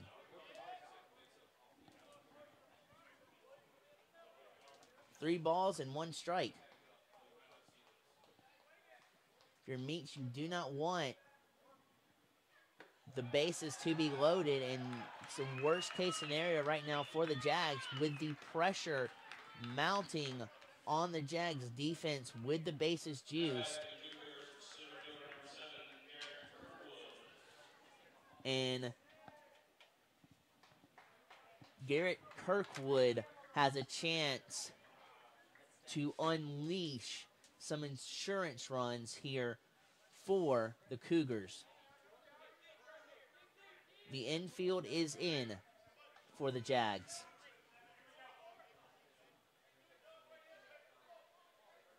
Trying to cut off the Cougars' second run, 90 feet away. And that ball is roped foul. Didn't put too much power behind it. Just wanted a base hit to get the second run across. Had good contact on the baseball. But Kirkwood out in front of that pitch rips it foul. Sinker gorgeously placed in the strike zone. That's why they call it a battery, folks. Pitcher pitches it, and the catcher does everything he can right there to block that sinker in the dirt and save some runs for the Jags. But the 1-2 battery for both Columbus State and Augusta University is working well together this ball game. You've got 1 ball and 2 strikes.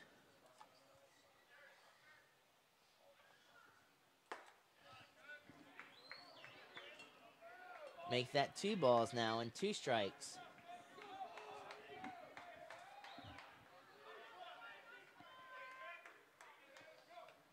Got Evans at first, Webb at second, and Vincent running from third. Kirkwood at the dish. Tries to frame that pitch on the outside corner. Tough call either way you slice it. But the Jags are not on the receiving end of that call, as it's a full count, 3 balls and 2 strikes.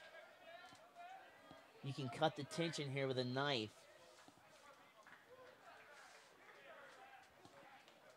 It's a full count. Payoff pitch ensues, and Meeks loses Kirkwood and walks in the Cougars' second run. So that is both the Cougar runs have come across home plate without the bat striking the ball. The first run came on a wild pitch. The second run comes via the walk. We will be back and probably with a new pitcher on the bump for the Jags. We will return in a moment.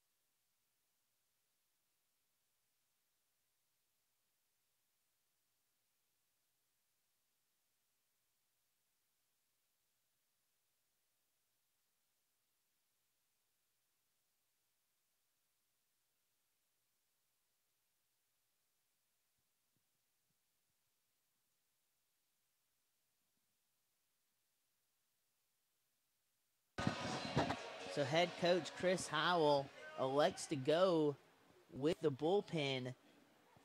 Let's see if the bullpen can make a dominant statement after thus far in the season, a little bit of a rocky start, a little bit of a rocky season for the bullpen. Let's see if they can make a dominant statement and shut the door on the Columbus State Cougars, who are threatening majorly, already plating one run here in the top half of the seventh.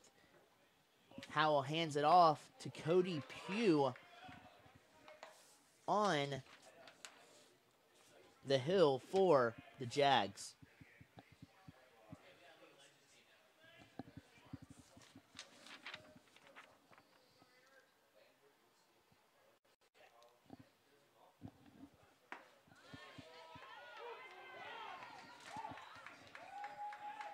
And Pugh again fires a strike. Second straight strike on the at-bat.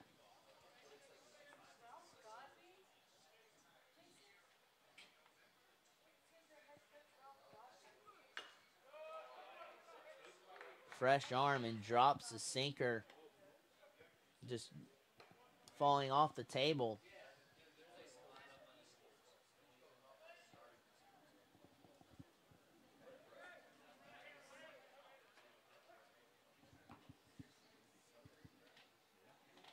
It's Mason McClellan at the dish.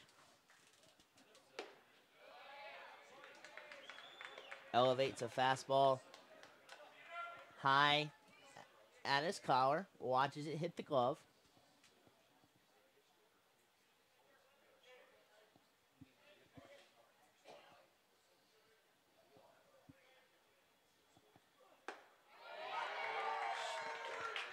Couldn't have asked for any better timing on a fastball freezing McClellan if you're the Jags. And a crucial first out with no runs plated for the Cougars on that strikeout by McClellan. Not a great at bat. Bullpen comes in and at least shuts the door on one out for the Cougars. Now they've got their cleanup man, Frank Wager, at the dish.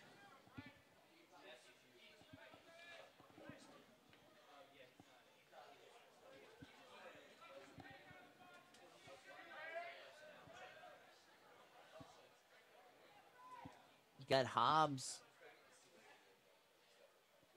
at first base holding Kirkwood, putting him out dead even. So is the other side of the diamond with Gray. Up the middle's playing double play depth. And the outfield is pretty much straight away with Billardello a little bit back. Now he takes a few steps in. Sinker. And Wager couldn't do anything with it but swing through it.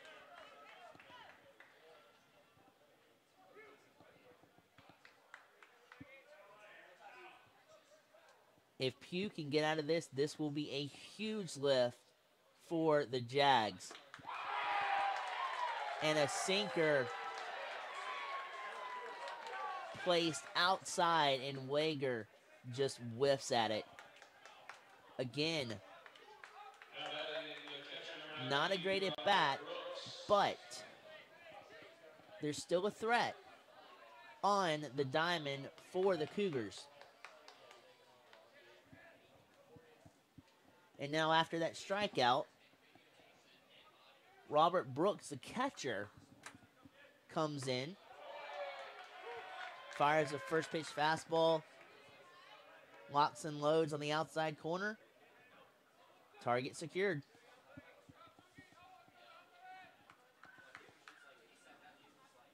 Cougars are a little bit antsy at the plate with the pressure they've applied to the Jags.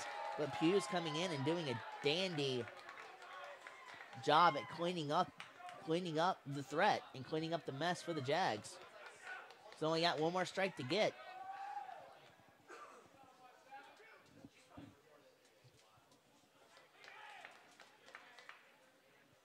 Two pitch.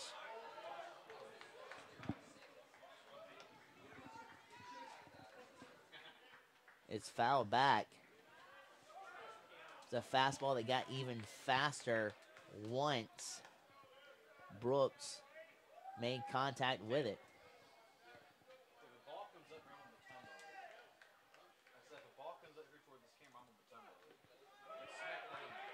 Sinker laid off beautifully there by Brooks.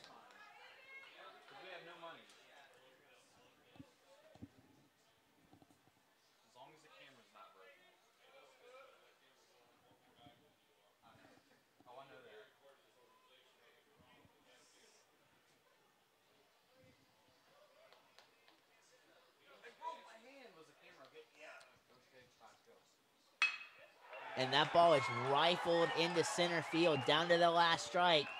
They come through as Columbus State off the bat of Brooks.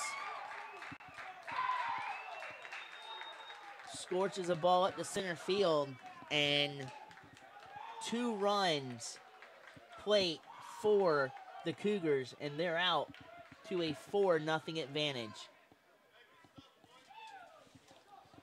Meeks is still not out of the woods yet in terms of his ERA. Those 2 runs are charged to Meeks.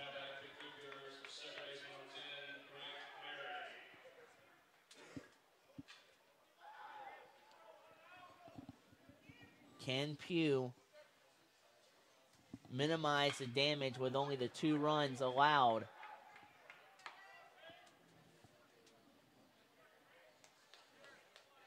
that are charged to Meeks. 3 runs have come across the top half of the 7th inning, 1 via the walk and 2 executed by a single up the middle.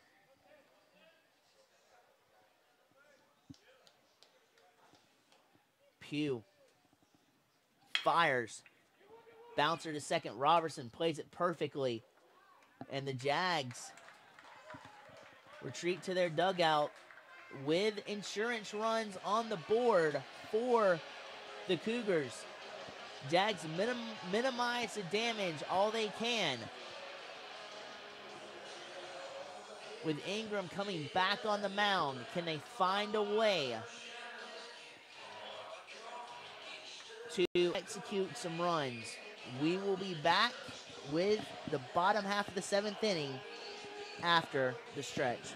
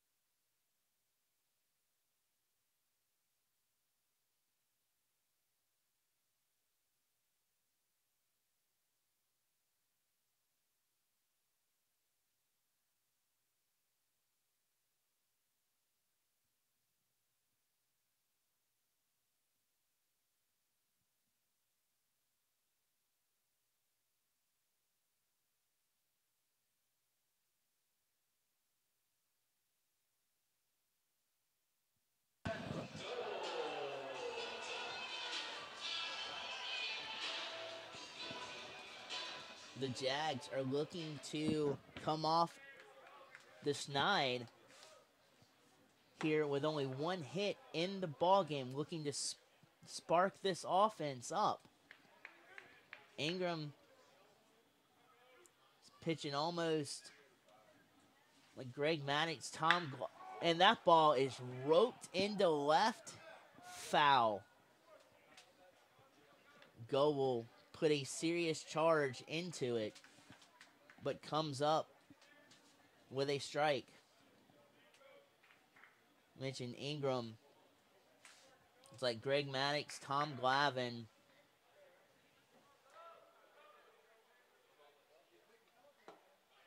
Style of pitching right now.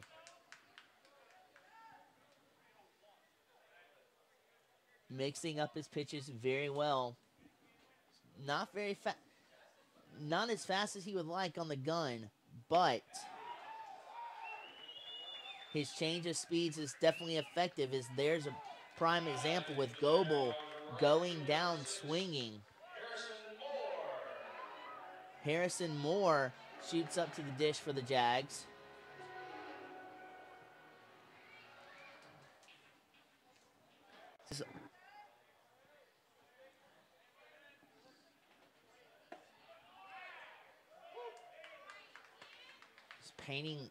Painting like Bob Gibson and Randy Johnson and Roger Clemens is Ingram. Again, that vicious sinker comes to light. And Moore is quickly and rapidly in an 0-2 hole. 2 up, 2 down on 2 strikeouts.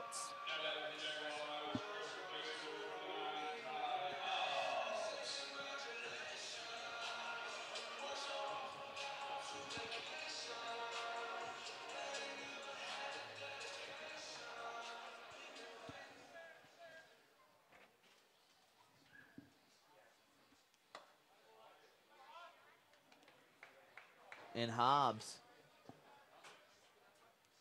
looks at that first pitch high.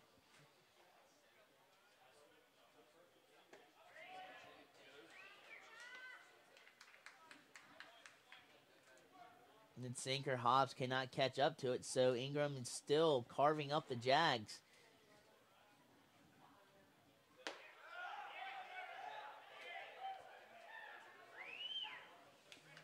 Check swing. Hobbs could not retain his position. The bat shoots out over the plate, so it is a strike. The sinker dives outside.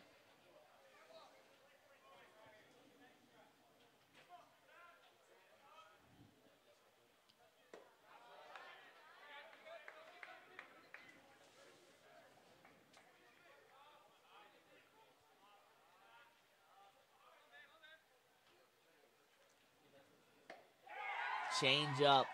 Hobbs was looking for a fastball. Pitcher perfect. Set up and set down for Ingram. He is motoring through this Jags lineup, only giving up one hit in today's affair. Top of the 8th inning is right around the corner.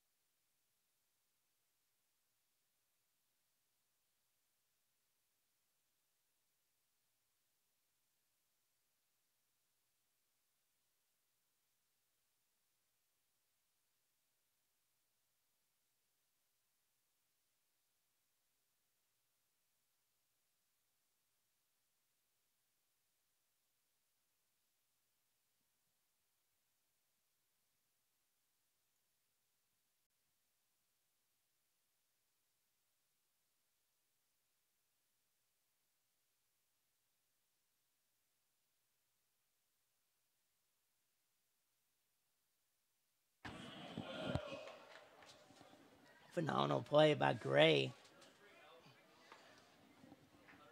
to capture the second out of the inning. Drew Webb stands at the dish.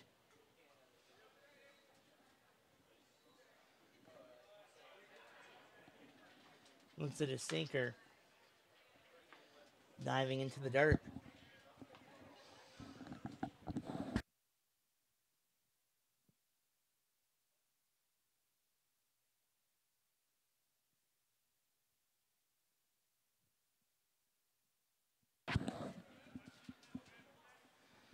Last pitch was called a strike.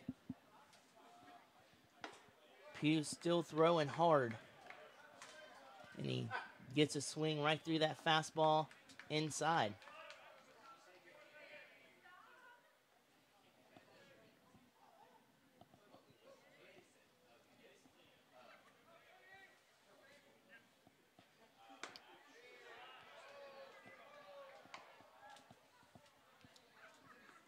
Oh, so close to nailing the outside corner, but just a touch outside. Wheels and deals. This time a sinker. Nobody on base, so it doesn't matter, but that ball scoots away from Alford behind home plate.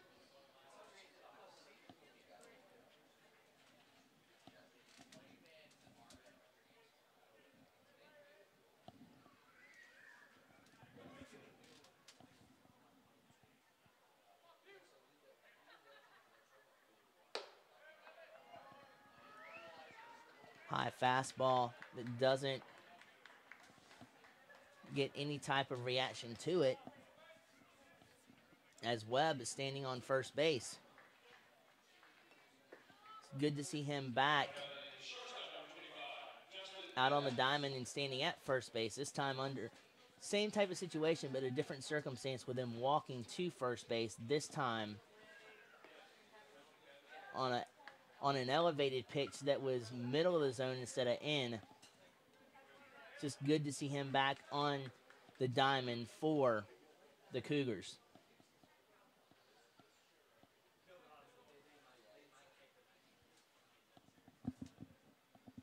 So now Justin Evans is back at the dish, and the bat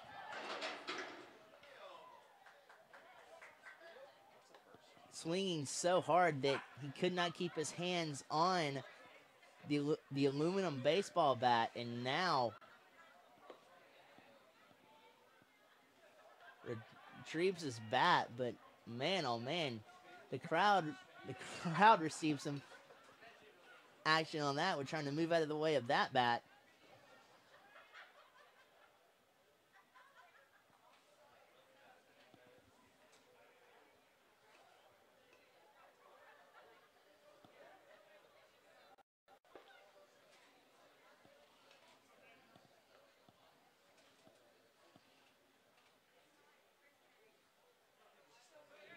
Some of the fans were running for the hills.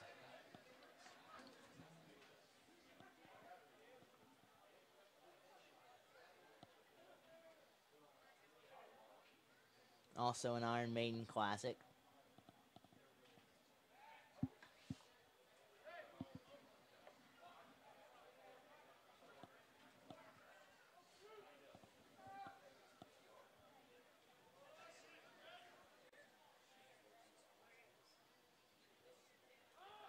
And Pugh sinks that ball low, but a great transfer from Alford makes that play closer than what it looked like at second. But Webb, the agility and the lead help him swipe second base.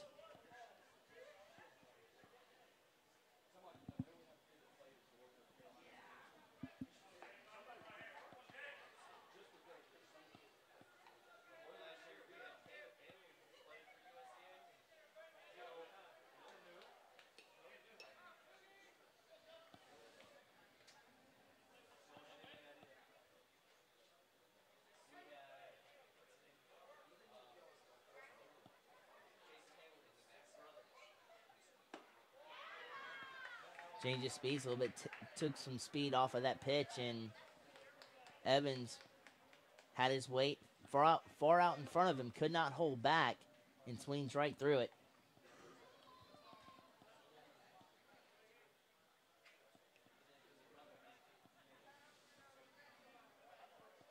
One ball, 2 strikes, and 2 outs on the board in the top half of the 8th.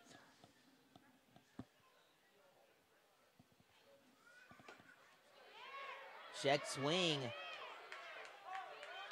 And he did stop his swing in time.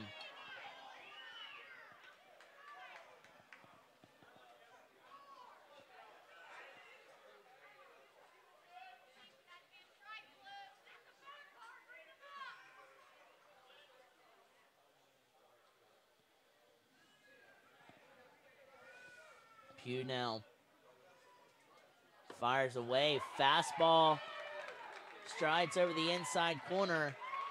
And the Cougars cannot muster up any more insurance runs. It's the Jags' turn at the dish. They're running out of outs. Bottom half of the eighth inning on the flip side.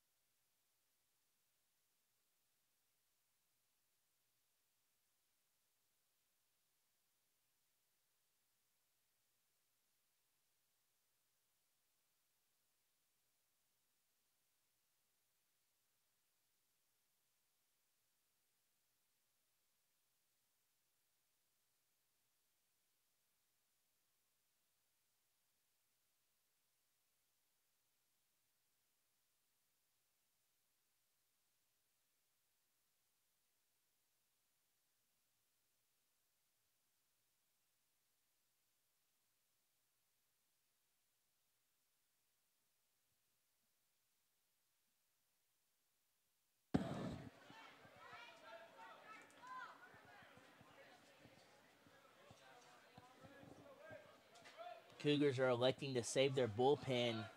You can't blame them with the performance of Ingram tonight. 7 innings strong in the books, only allowing 1 hit on the night. He's working in the 8th inning here to Trent Maddox. And Maddox is in an even 1 ball and 1 strike count.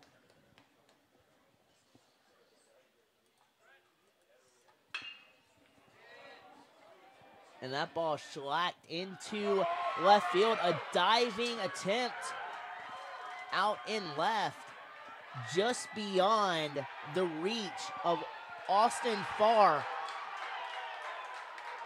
And just like that, a spark of life turns into the biggest detriment for the Jags.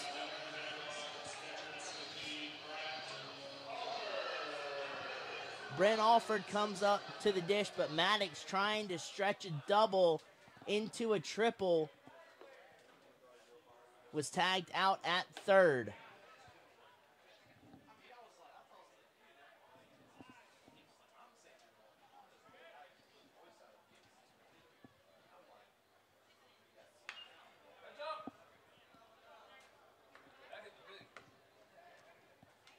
And that ball's fisted back foul.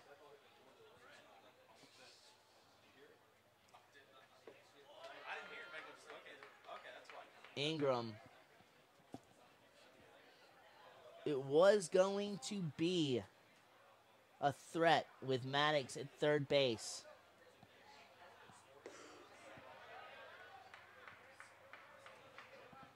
On the flip side, now with 1 out here, after a base running aggressive play, the Jags have no one on base, and a full count to Alford to try to spark some type of offense. In the books, that went down as a double. Alford now grounds to short. Long throw from the fringe of the grass in shallow left center field. A one-hop throw courtesy of Justin Evans at short gets his man in Alford.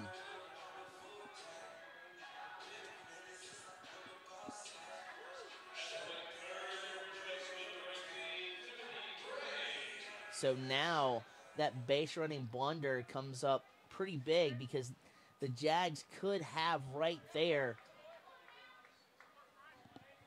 crept up on this lead and made it 4-1. As it stands now, the Jags are still down 4.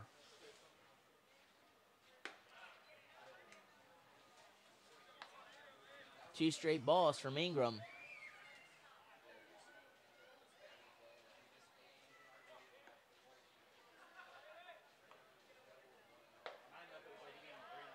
Location beginning to falter a little bit here.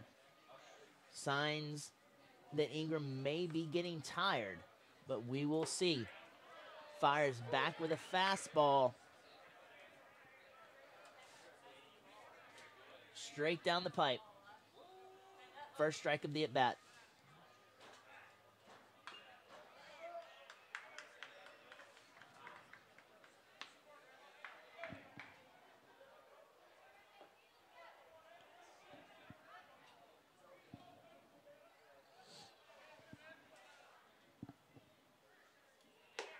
Full count. Sends Ingram back to the dugout on a 1-2-3 inning. The ninth inning.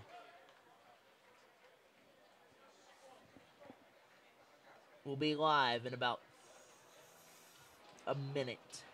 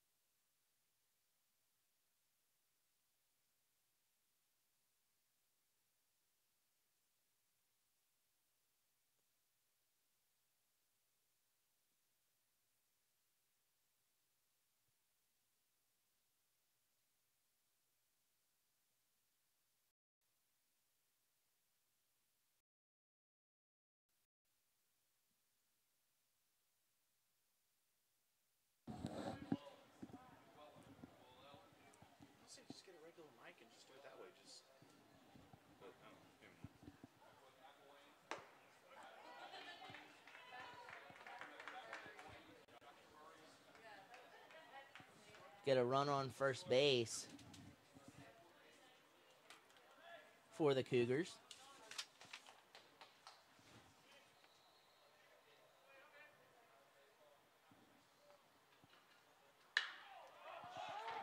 And that ball is skied into right field. Moore backpedals a few steps and makes the stab.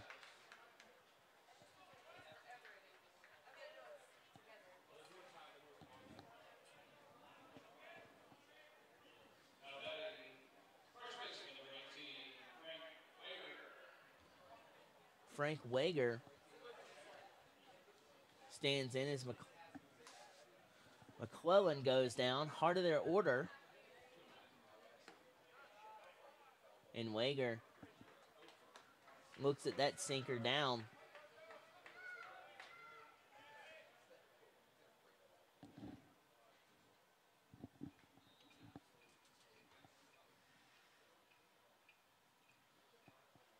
And that ball's ripped past Pugh and heads into center field. First to third track.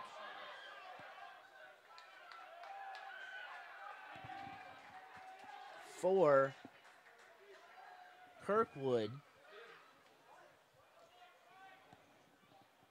And if Pugh wasn't backing up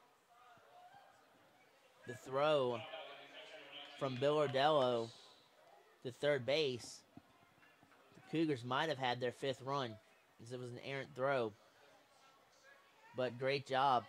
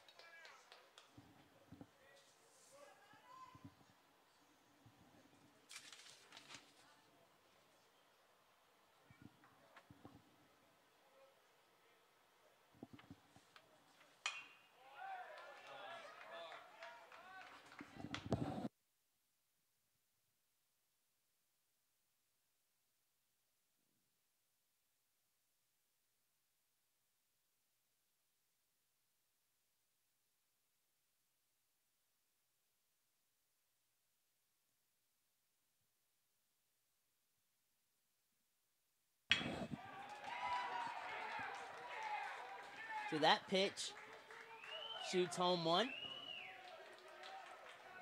Off of new reliever into the game in the ninth inning, Tony Jones.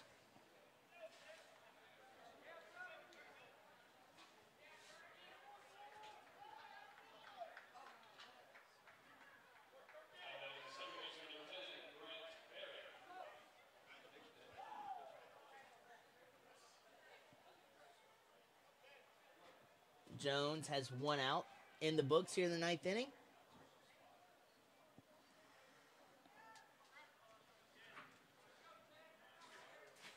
First and third for the Cougars.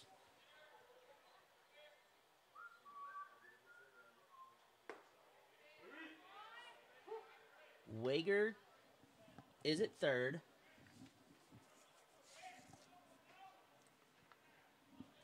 And Brooks didn't take too much time watching the pitches. He shoots one for a base hit, and he is at first base.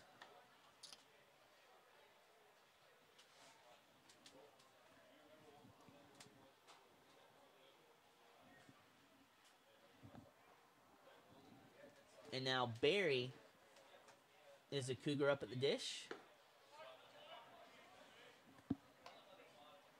Does not take his eye off that pitch, as that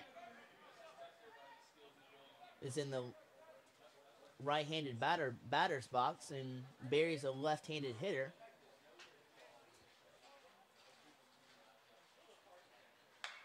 And that ball is skied back foul.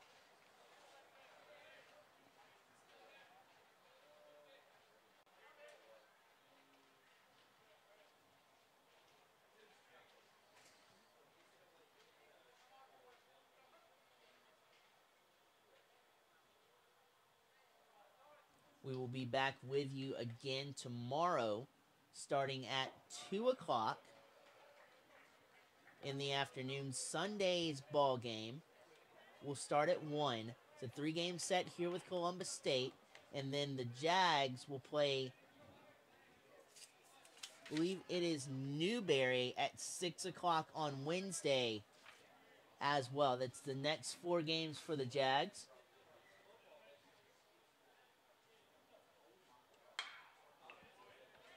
Back here at Lake Olmsted Stadium in the midst of a 9-game homestand.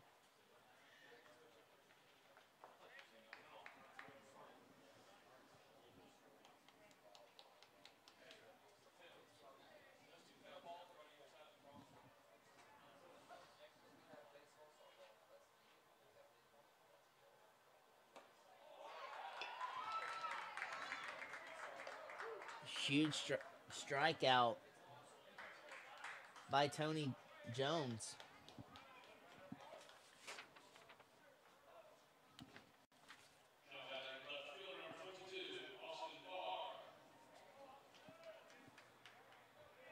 Austin Farr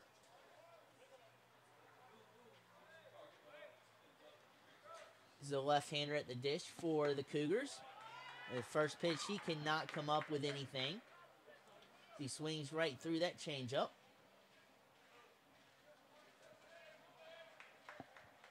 This would be huge for Tony Jones and the Jags bullpen if they can leave this deficit at 5 runs. Got to get one more out to do that. And then the Jags will be down to their final 3 outs in the bottom half of the 9th.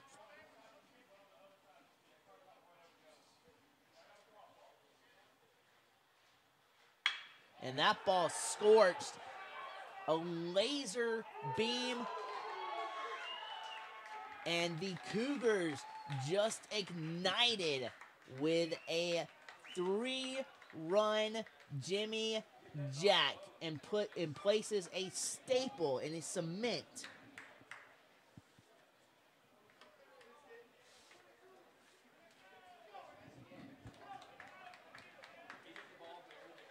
In the heart of the Jags, and the Jags will have to do some serious comeback work in the bottom of the 9th inning to even stand a chance at coming back, down by 8.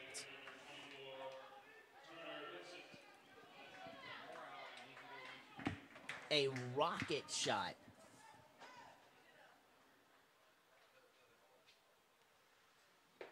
By far. I mean,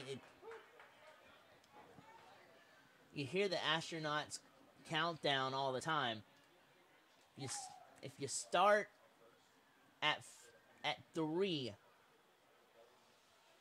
if you start at 4, that would have been out of here with still 2 seconds on the clock for a liftoff, and that was just scorched out of here.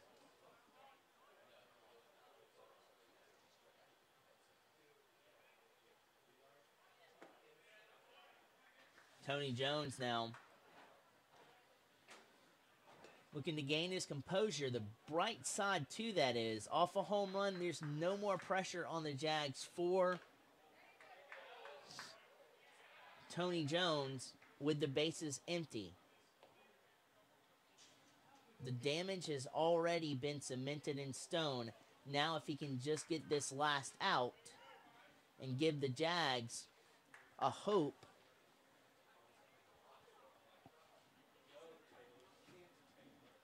a new hope to come back into this ball game.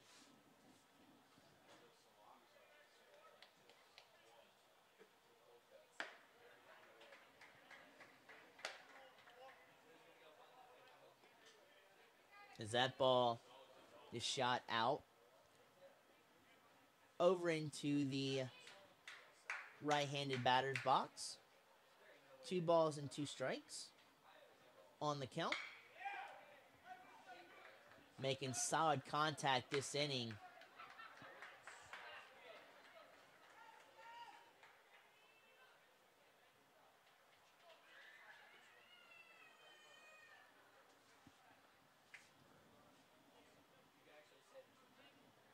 Two runs in the 8th. 1 in the first, and 4 thus far here in the top half of the 9th inning. Oh, no, excuse me. 3 runs in the 8th.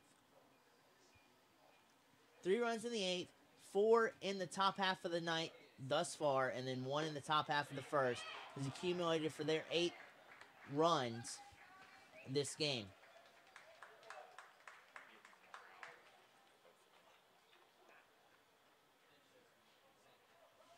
And there's another free pass as Tony Jones cannot get out of this inning without any more trouble aboard on the base pads. It's looking like Drew Webb will get his 9th inning appearance.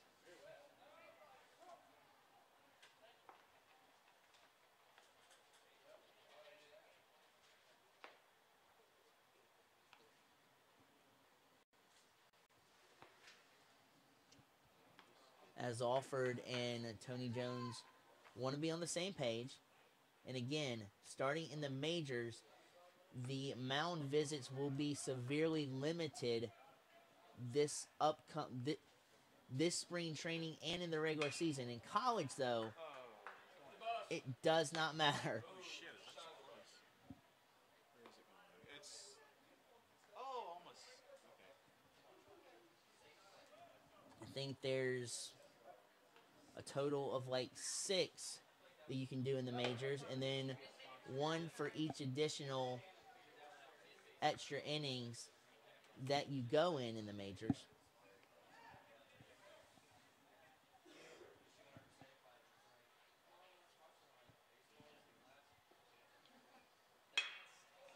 And that ball is catapulted and shot out to right field. Moore camps under it for the 3rd out, but not before 4 huge insurance runs plate for the Cougars. The Jags are down to their 3 outs. They've pulled this off before. Can they do it again in the bottom half of the 9th inning?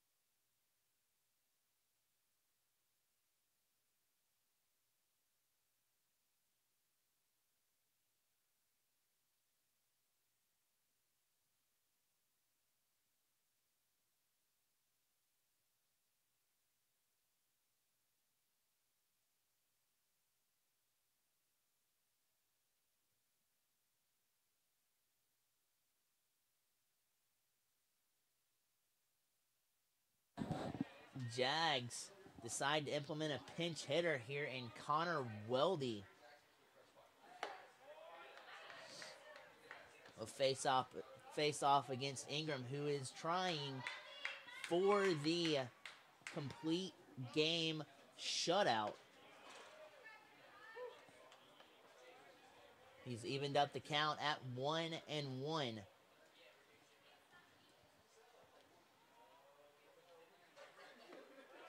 The Jags have only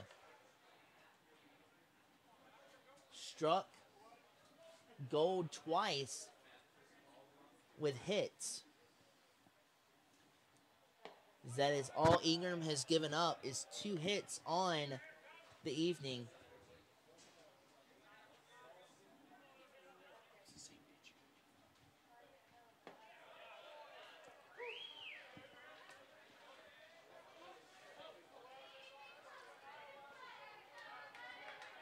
Weldy's worked Ingram though to a full count and loses him on 6 pitches.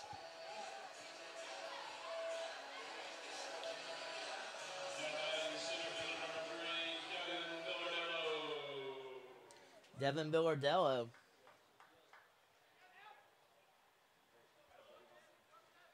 The plate for the Jags. For the Jags to be disciplined here because they need base runners instead of outs to have any type of chance. And for Ingram, you want to realize that and not be too much of a finesse pitcher like you have in the Jags half of the rest of their innings from 1 through 8. You want to pitch to contact here, and you're working with outs.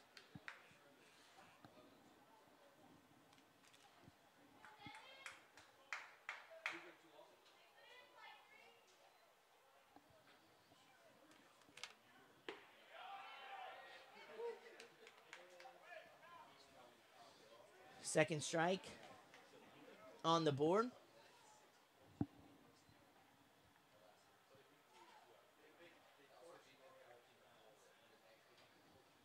And Ingram, change up, and it hits the bag, and Weldy will hold at second, even though the bag redirected the baseball. Hit the bag in fair territory, and then redirected it into foul territory, but Weldy holds at second. And Billadero is at first. And Bakari Gale stands in. Weldy with pretty good speed, and Billadero with good speed as well.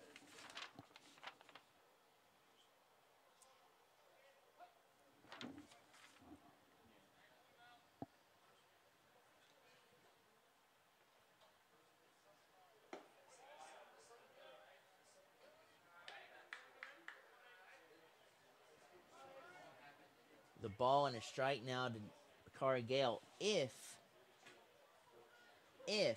the Cougars don't play this conservatively and try to get the out at home plate, if there is a single, if the Jags send Weldy, and that ball's laced in to left field, centimeters foul down the third base line. But if they don't play this conservative, then Devin Billardello could wind up on third for the Jags. Weldy is at second, and Bakari Gale stands in at the dish.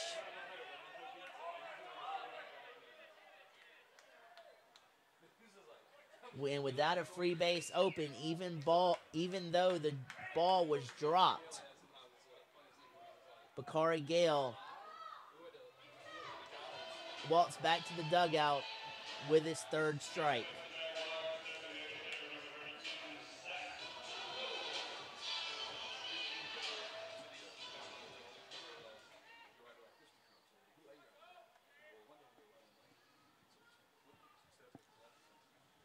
Zach Goebel carries a bat on his shoulder to the plate, and he looks at the first strike inside. Corner nailed perfectly.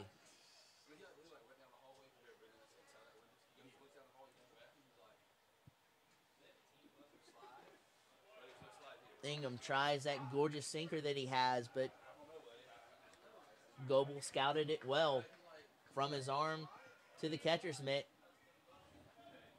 and lays off.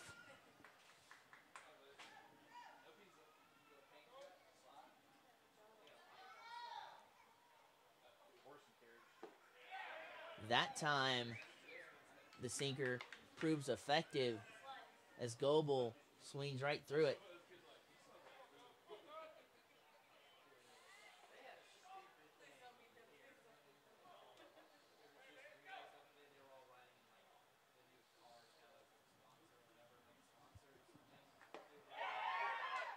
Costly strikeout there for the Jags as Goebel, massive swing but cannot make contact with it.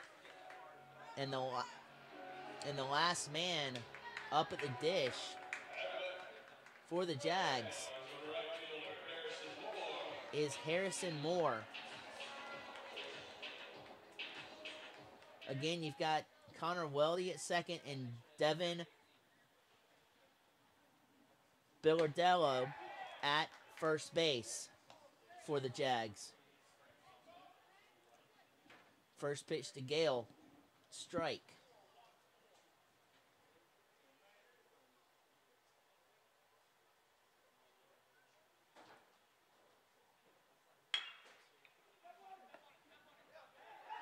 Ground ball to third base. And easy play from McClellan. Force.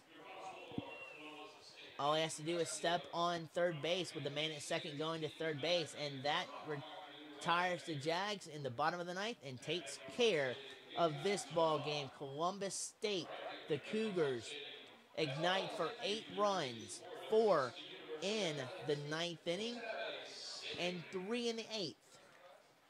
1 in the first to put them in a strong stance for Saturday's and Sunday's ball game. The offense looks to be amping up, and that is also their first Peach Belt Conference victory. They're 1-0 in the Peach Belt. And for the Jags, the bullpen continues to be a little bit rocky. You have bright spots like Pugh coming in and only minimizing the damage when he was in there. You have bright spots. They still need some work. Jags have looked to get some type of offense cooking tomorrow. Offense fell flat, and tomorrow's a new day, and that'll do it for the Jags Athletic Network here at Lake Olmsted Stadium. I'm Blake Collins. Thank you so much for tuning in, and we look forward to tomorrow's game. We'll be back here live at 2 o'clock.